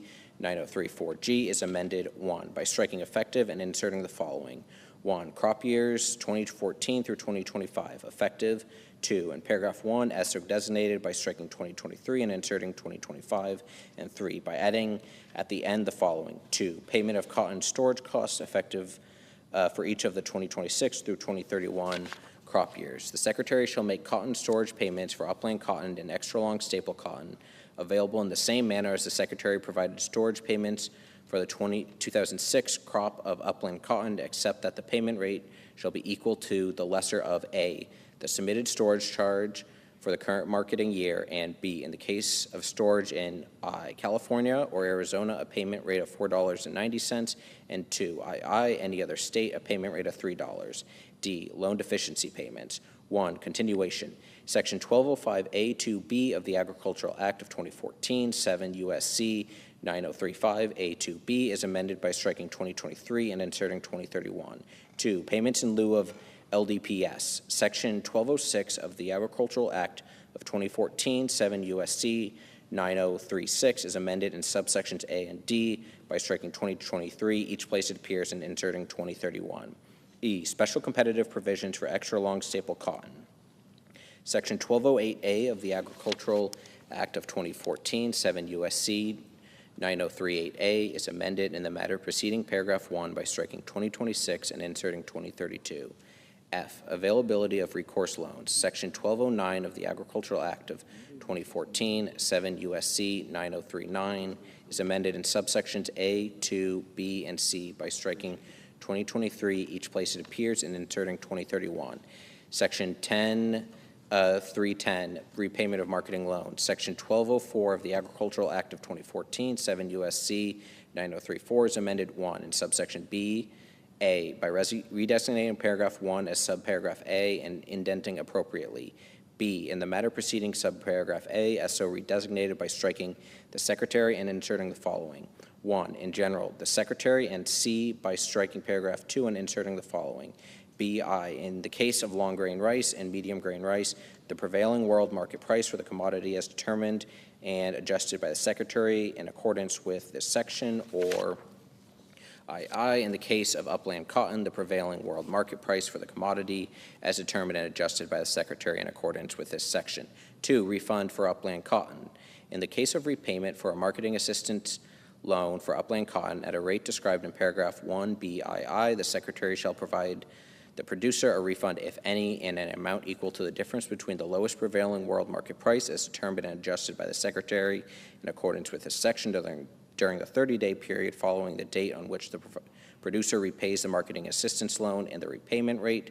2, in subsection C, A, by striking the period at the end and inserting semicolon and, B, by striking at the loan rate and inserting the following, at a rate that is lesser of 1, the loan rate, and C, by adding at the end the following. 2, the prevailing world market price for the commodity as determined and adjusted by the Secretary in accordance with this section. 3, subsection D, A, in paragraph 1, by striking and medium grain rice and inserting medium grain rice and extra long staple cotton. B, by redesignating paragraphs 1 and 2 as subparagraphs A and B respectively and indenting appropriately. C, in the matter preceding subparagraph A as so redesignated by striking for purposes and inserting the following. 1, in general, for purposes, and D, by adding at the end the following. 2, upland cotton. In the case of upland cotton, for any period when price quotations for middling M 3/32-inch cotton are available, the formula under paragraph 1A shall be based on the average of the 3 lowest price growths that are quoted. And 4, in subsection E, A, in the subsection heading by inserting extra long staple cotton and upland cotton. B, in paragraph 2, I, in the paragraph heading by inserting upland before cotton, and 2 in subparagraph, and II in subparagraph B, in the matter preceding clause I by striking 2024 and inserting 2032. C, by redesignating paragraph 3 as paragraph 4, and D, by inserting after paragraph 2 the following. 3, extra long staple cotton. The prevailing world market price for extra long staple cotton determined under subsection D, A, shall be adjusted to United States quality and location, with the adjustment to include the average costs to market the commodity, including average transportation cost as determined by the Secretary, and B, may be further adjusted during the period beginning on the date of enactment of the act entitled An Act to Provide for Reconciliation pursuant to Title II of H. Conres 14, 119th Congress, and ending on July 31st, 2032. If the Secretary determines the adjustment is necessary, I, to minimize potential loan forfeitures, I, to minimize the accumulation of stocks of extra long staple cotton by the federal government, I, to ensure that extra long staple cotton produced in the United States can be marketed freely and competitively, and IV, to ensure an appropriate transition between current crop and forward crop price quotations, except that the Secretary may use forward crop price quotations prior to July 31st of a marketing year only if I, there are insufficient current crop price quotations, and I, the forward crop price quotation is the lowest such quotation available.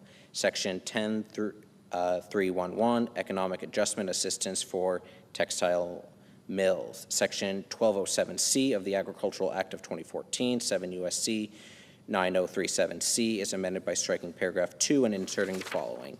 2, value of assistance. The value of the assistance provided under paragraph 1 shall be A, for the period beginning on August 1st, 2013 and ending on July 31st, 2025, 3 cents per pound, and B, beginning on August 1st, 2025, 5 cents per pound.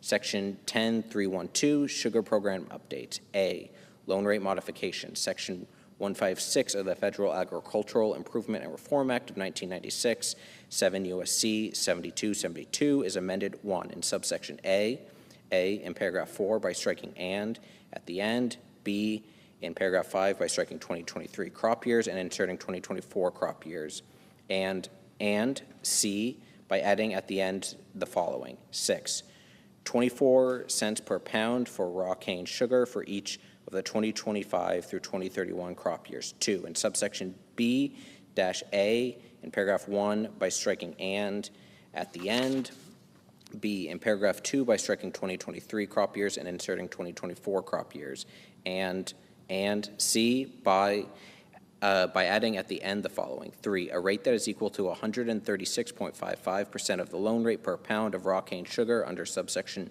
A6 for each of the 2025 through 2031 crop years. And 3, in subsection I, by striking 2023 and inserting 2031. B, adjustments to Commodity Credit Corporation storage rates. Section 167 of the Federal Agricultural Improvement and Reform Act of 1996, 7 U.S.C. 7287, is amended 1, by striking subsection A and inserting the following. A, in general, for the 2025 crop year and each subsequent crop year, the Commodity Credit Corporation shall establish rates for the storage of forfeited sugar in an amount that is not less than 1, in the case of refined sugar, 34 cents per hundredweight per month, and 2, in the case of raw cane sugar, 27 cents per hundredweight per month, and 2, in subsection B, A, in the subsection heading by striking subsequent and inserting prior, and B, by striking and subsequent and inserting through 2024. C, modernization beet sugar allotments. 1, sugar estimates. Section 359BA1 of the Agricultural Adjustment Act of 1938, 7 U.S.C. 1359BBA1 is amended by striking 2023 and inserting 2031. 2, allocation to the processors. Section 359CG2 of the Agricultural Adjustment Act of 1938, 7 U.S.C. 1359CCG2 is amended A by striking in the case and inserting the following.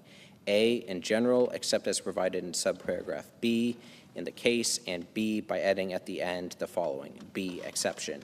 If the Secretary makes an upward adjustment of paragraph 1A in adjusting allocations among beet sugar processors, the Secretary shall give priority to beet sugar processors with available sugar. 3, timing of reassignment. Section 359EB2 of the Agricultural Adjustment Act of 1938, 7 U.S.C. 1359EEB2 is amended A by redesignating subparagraphs A through C as clauses I through III, respectively, and indenting appropriately. B, in the matter preceding clauses I as so redesignated by striking if the Secretary and inserting the following. A, in general, if the Secretary, and C, by adding at the end the following. B, timing. In carrying out subparagraph A, the Secretary shall I make an initial determination based on the World Agricultural Supply and Demand estimates approved by the World Agricultural Outlook Board for January that shall be applicable to the crop year for which allotments are required, and II provide for an initial reassignment under subparagraph AI not later than 30 days after the date on which the World Agricultural Supply and Demand estimates described in Clause I is released. D, reallocations of tariff rate quota shortfall. Section 359K of the Agricultural Adjustment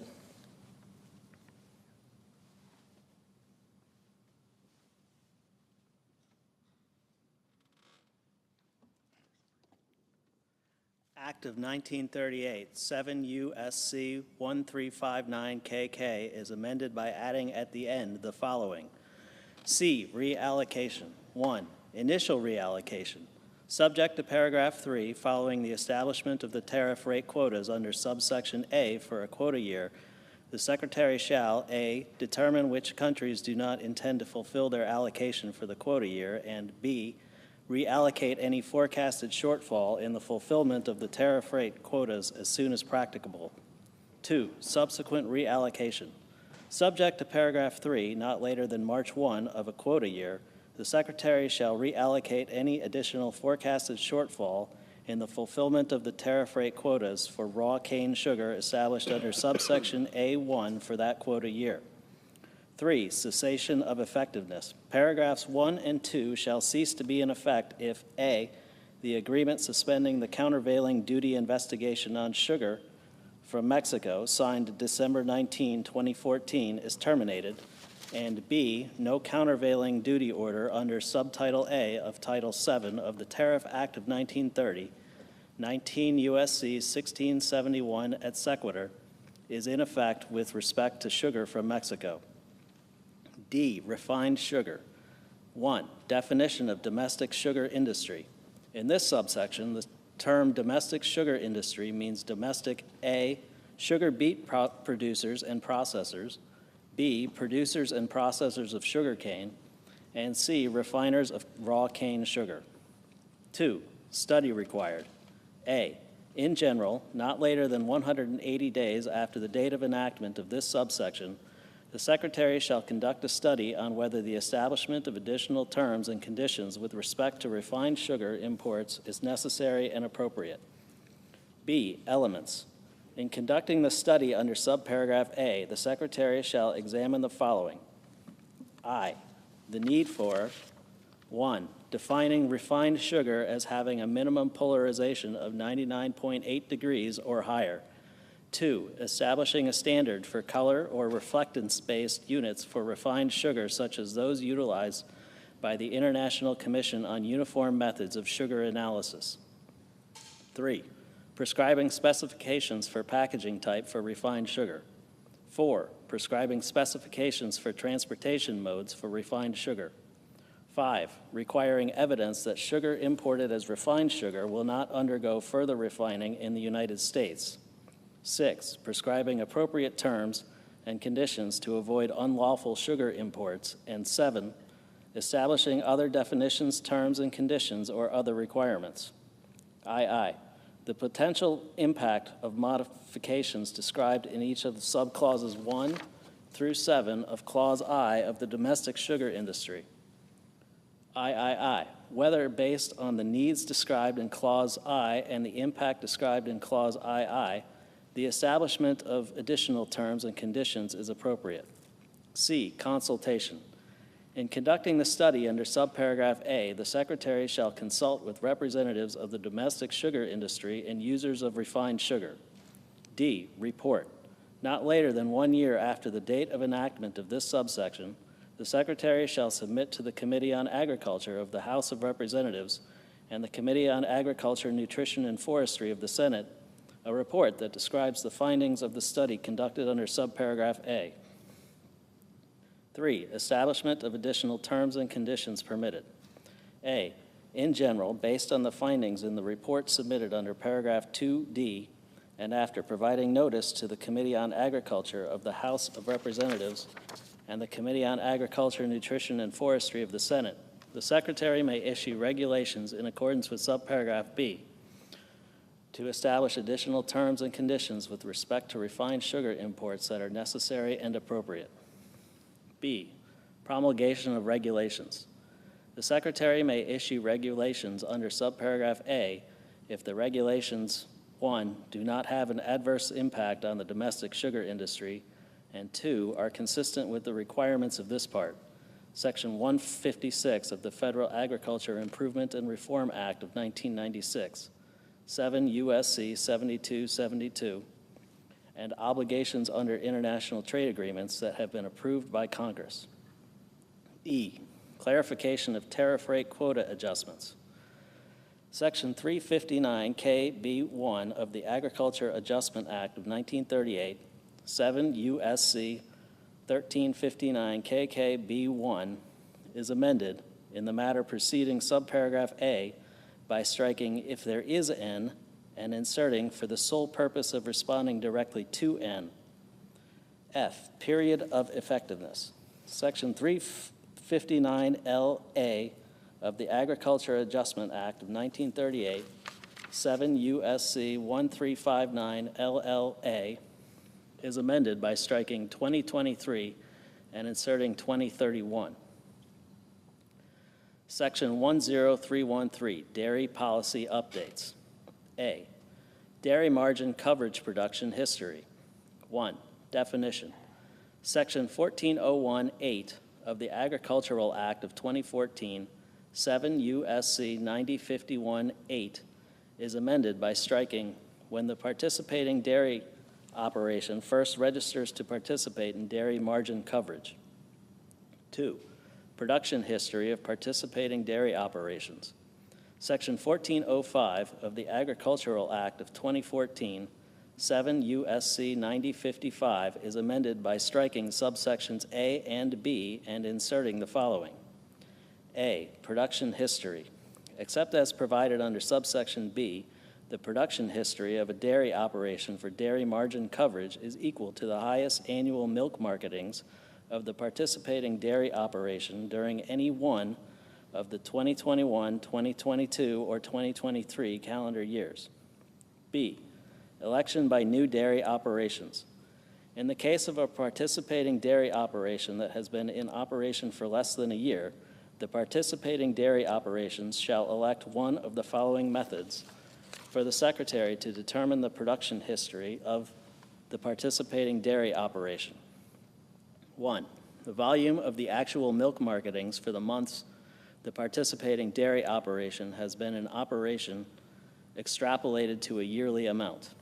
2, an estimate of the actual milk marketings of the participating dairy operation based on the herd size of the participating dairy operation relative to the national rolling herd average data published by the Secretary. B, dairy margin coverage payments. Section 1406A1C of the Agricultural Act of 2014, 7 U.S.C. 9056A1C, is amended by striking $5 million each place it appears and inserting $6 million. C, premiums for dairy margins. 1, Tier 1. Section 1407B of the Agricultural Act of 2014, 7 U.S.C. 9057B is amended. A, in the subsection heading by striking $5 million and inserting $6 million, and B, in paragraph 1 by striking $5 million and inserting $6 million. 2, Tier 2. Section 1407C of the Agricultural Act of 2014, 7 U.S.C. 9057C, is amended. A, in the subsection heading by striking $5 million and inserting $6 million, and B, in paragraph 1 by striking $5 million and inserting $6 million. 3, premium discounts. Section 1407G of the Agricultural Act of 2014, 7 U.S.C. 9057G, is amended. A, in paragraph 1 by striking 2019 through 2023 and inserting 2026 through 2031. And 2, by striking January 2019 and inserting January 2026. And B, in paragraph 2, by striking 2023 each place it appears and inserting 2031. D, duration. Section 1409 of the Agricultural Act of 2014, 7 U.S.C. 9059, is amended by striking 2025 and inserting 2031. Section 10314, implementation. Section 1614C of the Agricultural Act of 2014, 7 U.S.C. 9097C, is amended by adding at the end the following. 5, further funding. The Secretary shall make available to carry out Subtitle C of Title I of the Act entitled An Act to Provide for Reconciliation Pursuant to Title II of H. Conres 14, 119th Congress, and the amendments made by that subtitle, $50 million to remain available until expended, of which, A, not less than $5 million shall be used to carry out paragraphs 3 and 4 of subsection B. B, $3 million shall be used for activities described in paragraph 3A. C, $3 million shall be used for activities described in paragraph 3B. D, $9 million shall be used, 1, to carry out mandatory surveys of dairy production costs and product yield information to be reported by manufacturers required to report under Section 273 of the Agricultural Marketing Act of 1946, 7 U.S.C. 1637B, for all products processed in the same facility or facilities, and 2, to publish the results of such surveys biennially, and E, $1 million shall be used to conduct the study under subsection D of Section 359K of the Agricultural Adjustment Act of 1938, 7 U.S.C. 1359KK. Subtitle D, Disaster Assistance Programs. Section 10401, Supplemental Agricultural Disaster Assistance. A, Livestock Indemnity Payments. Section 1501B of the Agricultural Act of 2014, 7 U.S.C. 9081B is amended. 1, by striking paragraph 2 and inserting the following. 2, payment rates. A, losses due to predation.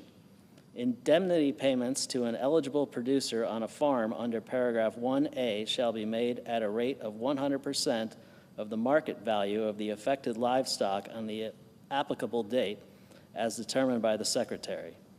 B, losses due to adverse weather or disease. Indemnity payments to an eligible producer on a farm under subparagraph B or C of paragraph 1 shall be made at a rate of 75% of the market value of the affected livestock on the applicable date as determined by the Secretary. C, determination of market value. In determining the market value described in subparagraphs A and B, the Secretary may consider the ability of eligible producers to document regional price premiums for affected livestock that exceed the national average market price for those livestock. D, applicable date defined. In this paragraph, the term applicable date means, with respect to livestock, as applicable, 1, the day before the date of death of the livestock, or 2, the day before the date of the event that caused the harm of the livestock to the livestock that resulted in a reduced sale price. And 2, by adding at the end the following. 5, additional payment for unborn livestock.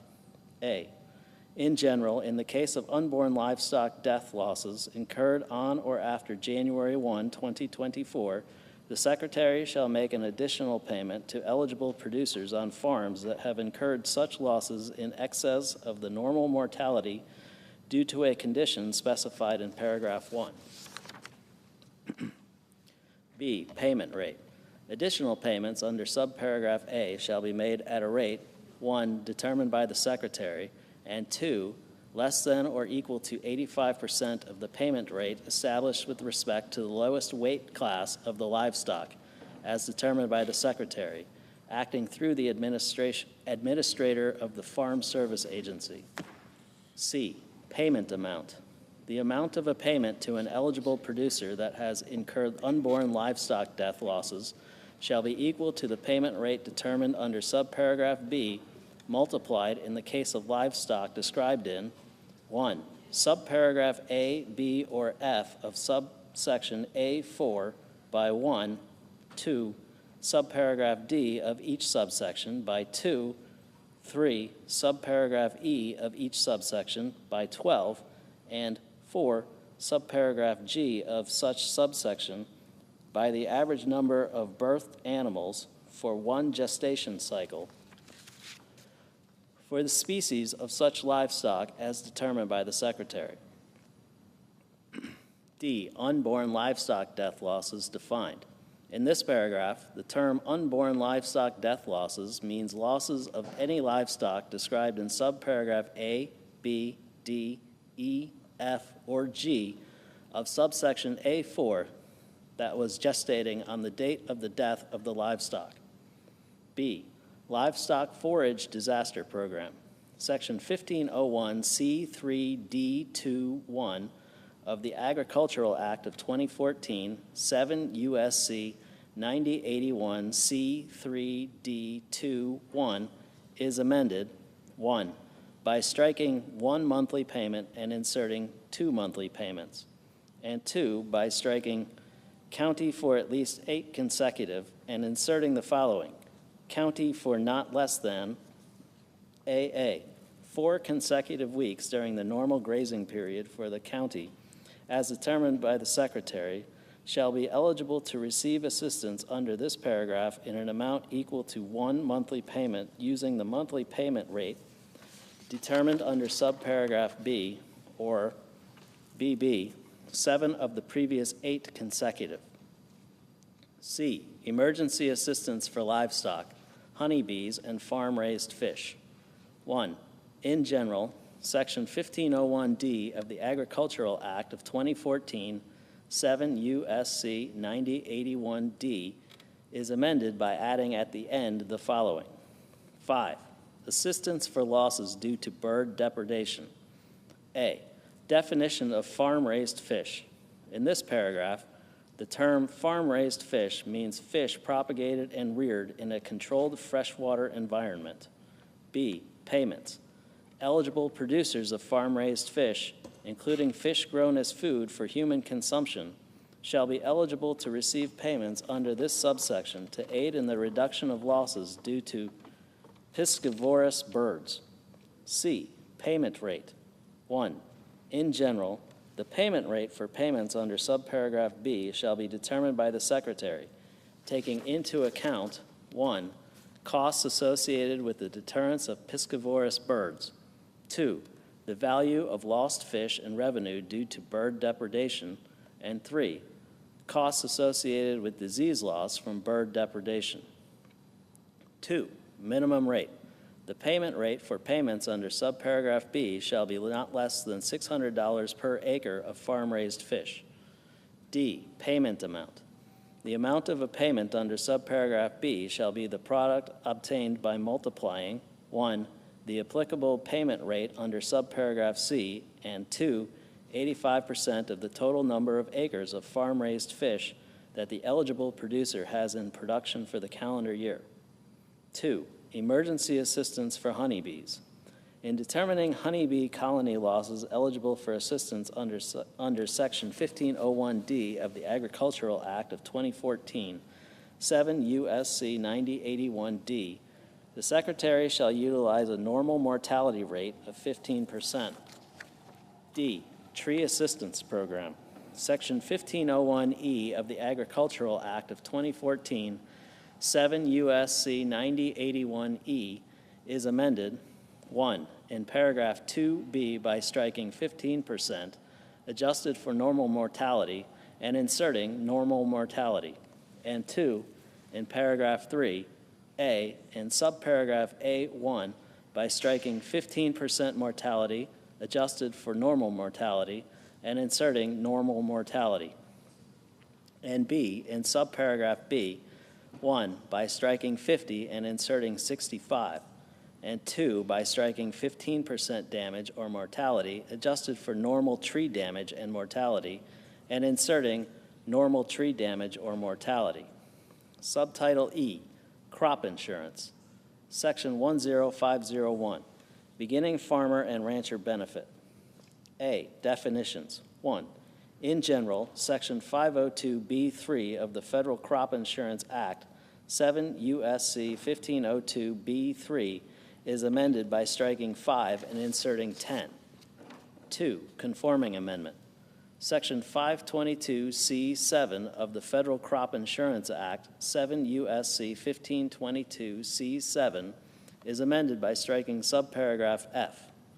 B. Increase in assistance. Section 508E of the Federal Crop Insurance Act, 7 U.S.C. 1508E, is amended by adding at the end the following. 9. Additional support. A.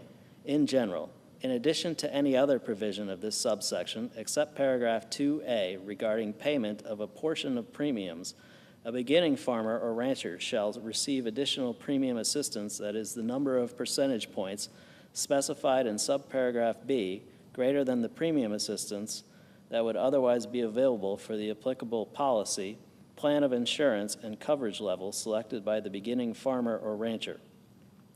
B, percentage points adjustments. The percentage points referred to in subparagraph A are the following. 1, for each of the first and second reinsurance years that a beginning farmer or rancher participates as a beginning farmer or rancher in the applicable policy or plan of insurance, 5 percentage points.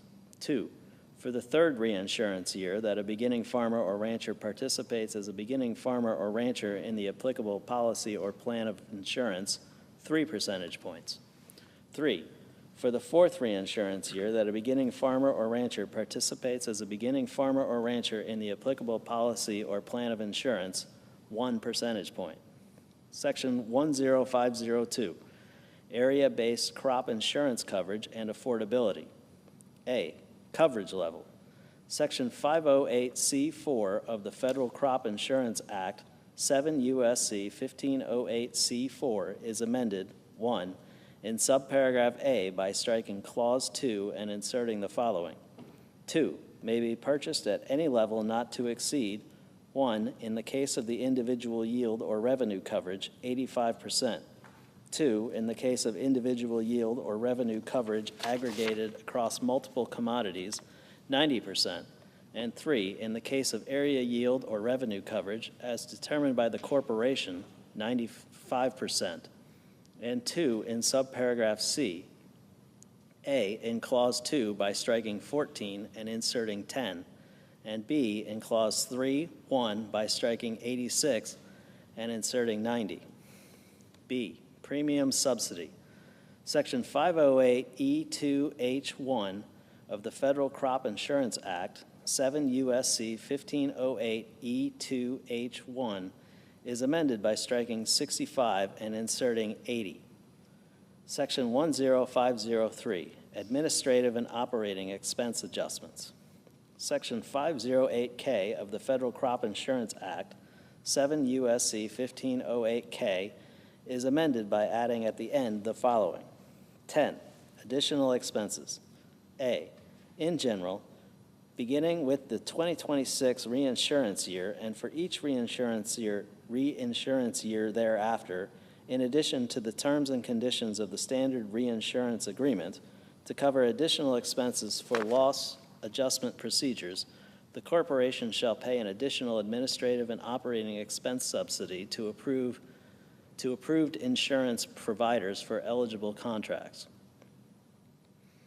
B, payment amount. In the case of an eligible contract, the payment to an approved insurance provider required under subparagraph A shall be the amount equal to 6% of the net book premium. C, definitions. In this paragraph, 1, eligible contract.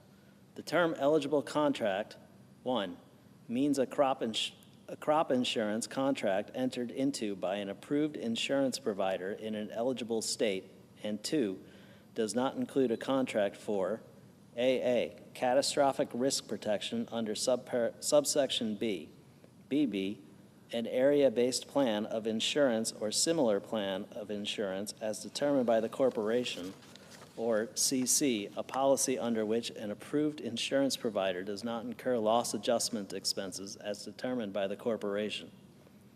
2, eligible state. The term eligible state means a state in which, with respect to an insurance year, the loss ratio for eligible contracts is greater than 120% of the total net book premium written by all approved insurance providers. 11, specialty crops. A, minimum reimbursement. Beginning with the 2026 reinsurance year and for each reinsurance year thereafter, the rate of reimbursement to approved insurance providers and agents for administrative and operating expenses with respect to crop insurance contracts covering agricultural commodities described in Section 101 of the Specialty Crops Competitiveness Act of 2004, 7 U.S.C. 1621 Note, Public Law 108-465, shall be equal to or greater than the percentage that is the greater of the following. 1, 17% of the premium used to define loss ratio. 2, the percent of the premium used to define loss ratio that is otherwise applicable for the reinsurance year under the terms of the standard reinsurance agreement in effect for the reinsurance year. B, other contracts. In carrying out subparagraph A, the corporation shall not reduce, with respect to any reinsurance year, the amount or the rate of reimbursement to approved insurance providers and agents under the standard reinsurance agreement described in Clause 2 of such subparagraph for administrative and operating expenses with respect to contracts covering agricultural commodities that are not subject to such subparagraph. C, administration. The requirements of this paragraph and the adjustments made pursuant to this paragraph shall not be considered a renegotiation under paragraph 8A. 12, A&O inflation adjustment. In general, subject to subparagraph B, beginning with the 2026 reinsurance year and for each reinsurance year thereafter, the corporation shall increase the total administrative and operating expense reimbursements otherwise required under the standard reinsurance agreement in effect for the reinsurance year in order to account for inflation in a manner consistent with the increases provided with respect to the 2011 through 2015 reinsurance years under the enclosure included in Risk Management Agency Bulletin numbered MGR 10007 and dated June 30, 2010. B, special rule for 2026 reinsurance year. The increase under subparagraph A for the 2026 reinsurance year shall not exceed the percentage change for the preceding reinsurance year included in the Consumer Price Index for all urban consumers published by the Bureau of Labor Statistics and the Department of Labor. C, administration. An increase under subparagraph A, 1, shall apply with respect to all contracts covering agricultural commodities that were subject to an increase during the period of the 2011 through 2015 reinsurance years under the enclosure referred to in that subparagraph, and 2, shall not be considered a renegotiation under paragraph 8A. Section 10504, premium support. Section 508E2 of the Federal Crop Insurance Act, 7 U.S.C. 1508E2 is amended, 1, in subparagraph C1 by striking 64 and inserting 69, 2, in subparagraph D1 by striking 59 and inserting 64, 3, in subparagraph E1 by striking 55 and inserting 60, 4, in subparagraph F1 by striking 48 and inserting 51, and 5, in subparagraph G1 by striking 38 and inserting 41. Section 10505, program compliance and integrity. Section 515L2 of the Federal Crop Insurance Act, 7 U.S.C. 1515L2, is amended by striking than and all that follows through the period at the end and inserting the following. Than, A, $4 million for each of fiscal years 2009 through 2025, and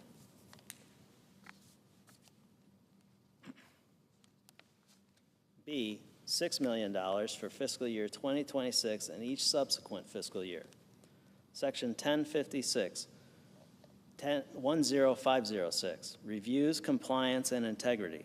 Section 516B2C1 of the Federal Crop Insurance Act, 7 U.S.C. 1516B2C1, is amended in the matter preceding subclause 1 by striking for each fiscal year and inserting for each of fiscal years 2014 through 2025 and $10 million for fiscal year 2026 and each fiscal year thereafter.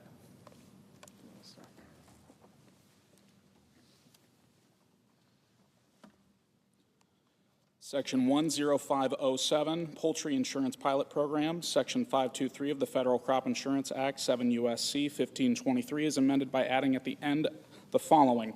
J, Poultry Insurance Pilot Program. 1, in general, notwithstanding subsection A2, the corporation shall establish a pilot program under which contract poultry growers, including growers of broilers and laying hens, may elect to receive index-based insurance from extreme weather-related risk resulting in increased utility costs, including costs of natural gas, propane, electricity, water, and other appropriate costs as determined by the corporation associated with poultry production. 2, stakeholder engagement. The corporation shall engage with poultry industry stakeholders in establishing the pilot program under paragraph 1. 3, location. The pilot program established under paragraph 1 shall be conducted in a sufficient number of counties to provide a comprehensive evaluation of the feasibility, effectiveness, and demand among producers in the top poultry producing states as determined by the corporation. 4, approval of policy or plan, notwithstanding section 5081. The board shall approve a policy or plan of insurance based on the pilot program under paragraph 1. A, in accordance with section 508H, and B, not later than 2 years after the date of enactment of this subsection. Subtitle F, additional investments in rural America, section 10601, conservation. A, in general, section 1241A of the Food Security Act of 1985, 16 U.S.C. 3841A is amended, 1, in paragraph 2 by striking subparagraphs A through F and inserting the following. A, $625 million for fiscal year 2026. B, $650 million for fiscal year 2027. C, $675 million for fiscal year 2028. D, $700 million for fiscal year 2029. E, $700 million for fiscal year 2030. And F, $700 million for fiscal year 2031. And 2, in paragraph 3, A and subparagraph A by striking clauses 1 through 5 and inserting the following. 1, $2,655 million for fiscal year 2026. 2, $2,855 million for fiscal year 2027. 3, $3,255 million for fiscal year 2028. 4, $3,255 million for fiscal year 2029. 5, $3,255 million for fiscal year 2030. And 6, $3,255 million for fiscal year 2031. And B, in subparagraph B, by striking clauses 1 through 5 and inserting the following. 1, $1,300 million for fiscal year 2026. 2, $1,325 million for fiscal year 2027. 3, $1,350 million for fiscal year 2028. 4, $1,375 million for fiscal year 2029. 5, $1,375 million for fiscal year 2030. And 6, $1,375 million for fiscal year 2031. B, Regional Conservation Partnership Programs, Section 1271D of the Food Security Act of 1985, 16 U.S.C. 3871D is amended by striking subsection A and inserting the following. A, availability of funding. Of the funds of the Commodity Credit Corporation, the Secretary shall use to carry out the program to the maximum extent practicable. 1, $425 million for fiscal year 2026. 2, $450 million for fiscal year 2027. 3, $450 million for fiscal year 2028. 4, $450 million for fiscal year 2029.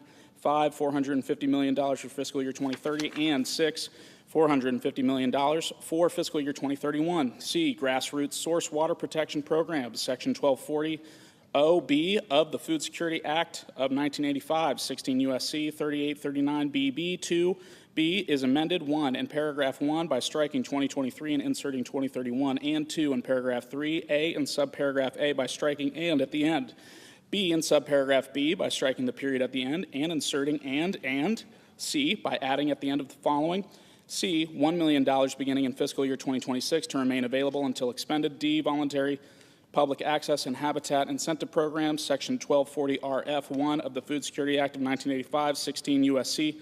3839BB. At 5F1 is amended 1 by striking 2023 and inserting 2023, and 2 by inserting and $70 million for the period of fiscal years 2025 through 2031 before the period at the end. E, watershed protection and flood prevention. Section 15 of the Watershed Protection and Flood Prevention Act, 16 U.S.C. 1012A is amended by striking $50 million for fiscal year 2019 and each fiscal year thereafter, and inserting $150 million for fiscal year 2026 and each fiscal year thereafter to remain available until expended. F, Feral Swine Eradication and Control Pilot Program, Section 2408G1 of the Agricultural Improvement Act of 2018, 7 U.S.C. 8351, note, Public Law 115-334 is amended 1 by striking 2023 and inserting 2023, and 2 by inserting and $105 million for the period of fiscal years 2025 through 2031 before the period at the end. G, rescission. The unobligated balances of amounts appropriated by Section 21001A of Public Law 117-169, 136 Stat 2015 are rescinded. Section 10602, Supplemental Agricultural Trade Promotion Program. A, in general, the Secretary of Agriculture shall carry out a program to encourage the accessibility, development, maintenance, and expansion of commercial export markets for United States agricultural commodities. B, funding. Of the funds of the Commodity Credit Corporation, the Secretary of Agriculture shall make available to carry out this section $205 million for fiscal year 2027 and each fiscal year thereafter. Section 10603, Nutrition, Section 203D-5 of the Emergency Food Assistance Act of 1983, 7 U.S.C. 7507D5 is amended by striking 2024 and inserting 2031. Section 10604, Research. A, Urban, Indoor, and Other Emerging Agricultural Programs, Production, Research, Education, and Extension Initiative, Section 1672 ED1B of the Food, Agricultural, Conservation, and Trade Act of 1990, 7 U.S.C. 5925 GD1B, is amended by striking fiscal year 2024 to remain available until expended, and inserting each of fiscal years 2024 through 2031. B, Foundation for Food and Agricultural Research. Section 7601 G1A of the Agricultural Act of 2014, 7 U.S.C. 5939 G1A, is amended by adding at the end of the following. 4, further funding not later than 30 days after the date of enactment of this clause of the funds of the Commodity Credit Corporation, the Secretary shall transfer to the Foundation to carry out this section $37 million to remain available until expended. C, scholarships for students at 1890 institutions, Section 1446B1 of the National Agricultural Research Extension and Teaching Policy Act of 1977, 7 U.S.C. 3222AB1, is amended by adding at the end the following. C, further funding of the funds of the Commodity Credit Corporation, the Secretary shall make available to carry out this section $60 million for fiscal year 2026 to remain available until expended. D, assistive technology program for farmers with disabilities, Section 1680 of the Food, Agricultural, Conservation, and Trade Act of 1990, 7 U.S.C. 5933, is amended 1 in subsection C2 by inserting and subsection D after paragraph 1, and 2 by adding at the end of the following. D, mandatory funding. Subject to subsection C2 of the funds of the Commodity Credit Corporation, the Secretary shall use to carry out this section $8 million for fiscal year 2026 to remain available until expended. E, Specialty Crop Research Initiative. Section 412K1B of the Agricultural Research Extension and Education Reform Act of 1998, 7 U.S.C. 7632K1B, is amended by striking section $80 million for fiscal year 2014 and inserting the following section. 1, $80 million for each of fiscal years 2014 through 2025, and 2, $175 million for fiscal year 2026. F, Research Facilities Act, Section 6 of the Research Facilities Act, 7 U.S.C. 390D, is amended 1 in subsection C by striking subsection A and inserting subsections A and E, and 2 by adding at the end the following. E, mandatory funding subject to subsections B, C, and D of the funds of the Commodity Credit Corporation. The Secretary shall make available to carry out the competitive grant program under Section 4, $125 million for fiscal year 2026 and each fiscal year thereafter. Section 10605 Energy, Section 9005 G1F of the Farm Security and Rural Investment Act of 2002, 7 U.S.C. 8105 G1F, is amended by striking 2024 and inserting 2031. Section 10606 Horticulture. A, Plant, Pest, and Disease Management and Disaster Prevention, Section 420F of the Plant Protection Act, 7 U.S.C. 7721F, is amended 1 in paragraph 5 by striking and at the end, 2 by redesignating paragraph 6 as paragraph 7, 3 by inserting after paragraph 5 the following. 6, $75 million for each of fiscal years 2018 through 2025, and 4 in paragraph 7 as so redesignated by striking $75 million for fiscal year 2018 and inserting $90 million for fiscal year 2026. B, Specialty Crop Block Grants, Section 10111 of the Specialty Crops Competitiveness Act of 2004, 7 U.S.C. 1621, note, Public Law 108, 465 is amended, 1 in subparagraph D by striking and at the end, 2 by redesignating subparagraph E as subparagraph F, 3 by inserting after subparagraph D the following. E, $85 million for each of fiscal years 2018 through 2025, and 4 in subparagraph F as so redesignated by striking $85 million for fiscal year 2018 and inserting $100 million for fiscal year 2026. C, Organic Production and Market Data Initiative, Section 7407 D1 of the Farm Security and Rural Investment Act of 2002, 7 U.S.C. 5925 CD1 is amended 1 in subparagraph B by striking and at the end, 2 in subparagraph C by striking the period at the end and inserting and by 3 by adding at the end the following. D, $10 million for the period of fiscal years 2026 through 2031. D, modernization and improvement of international trade technology systems and data collection, Section 2123C4 of the Organic Foods Production Act of 1997, U.S.C. 6522C4 is amended in the matter preceding subparagraph A by striking and $1 million for fiscal year 2024 and inserting $1 million for fiscal years 2024 and 2025 and $5 million for fiscal year 2026. E, National Organic Certification Cost Share Program, Section 10606D1C of the Farm Security and Rural Investment Act of 2002, 7 U.S.C. 6523. D1C is amended by striking 2024 and inserting 2031. F, Multiple Crop and Pesticide Use Survey, Section 10109C of the Agricultural Improvement Act of 2018, Public Law 115-334, 132, Stat 4907 is amended by adding at the end the following. 3, further mandatory funding of the funds of the Commodity Credit Corporation the Secretary shall use to carry out the Section $5 million for fiscal year 2026 to remain available until expended. Section 10607, miscellaneous. A, Animal Disease Prevention and Management. Section 10409AD1 of the Animal Health Protection Act, 7 U.S.C. 83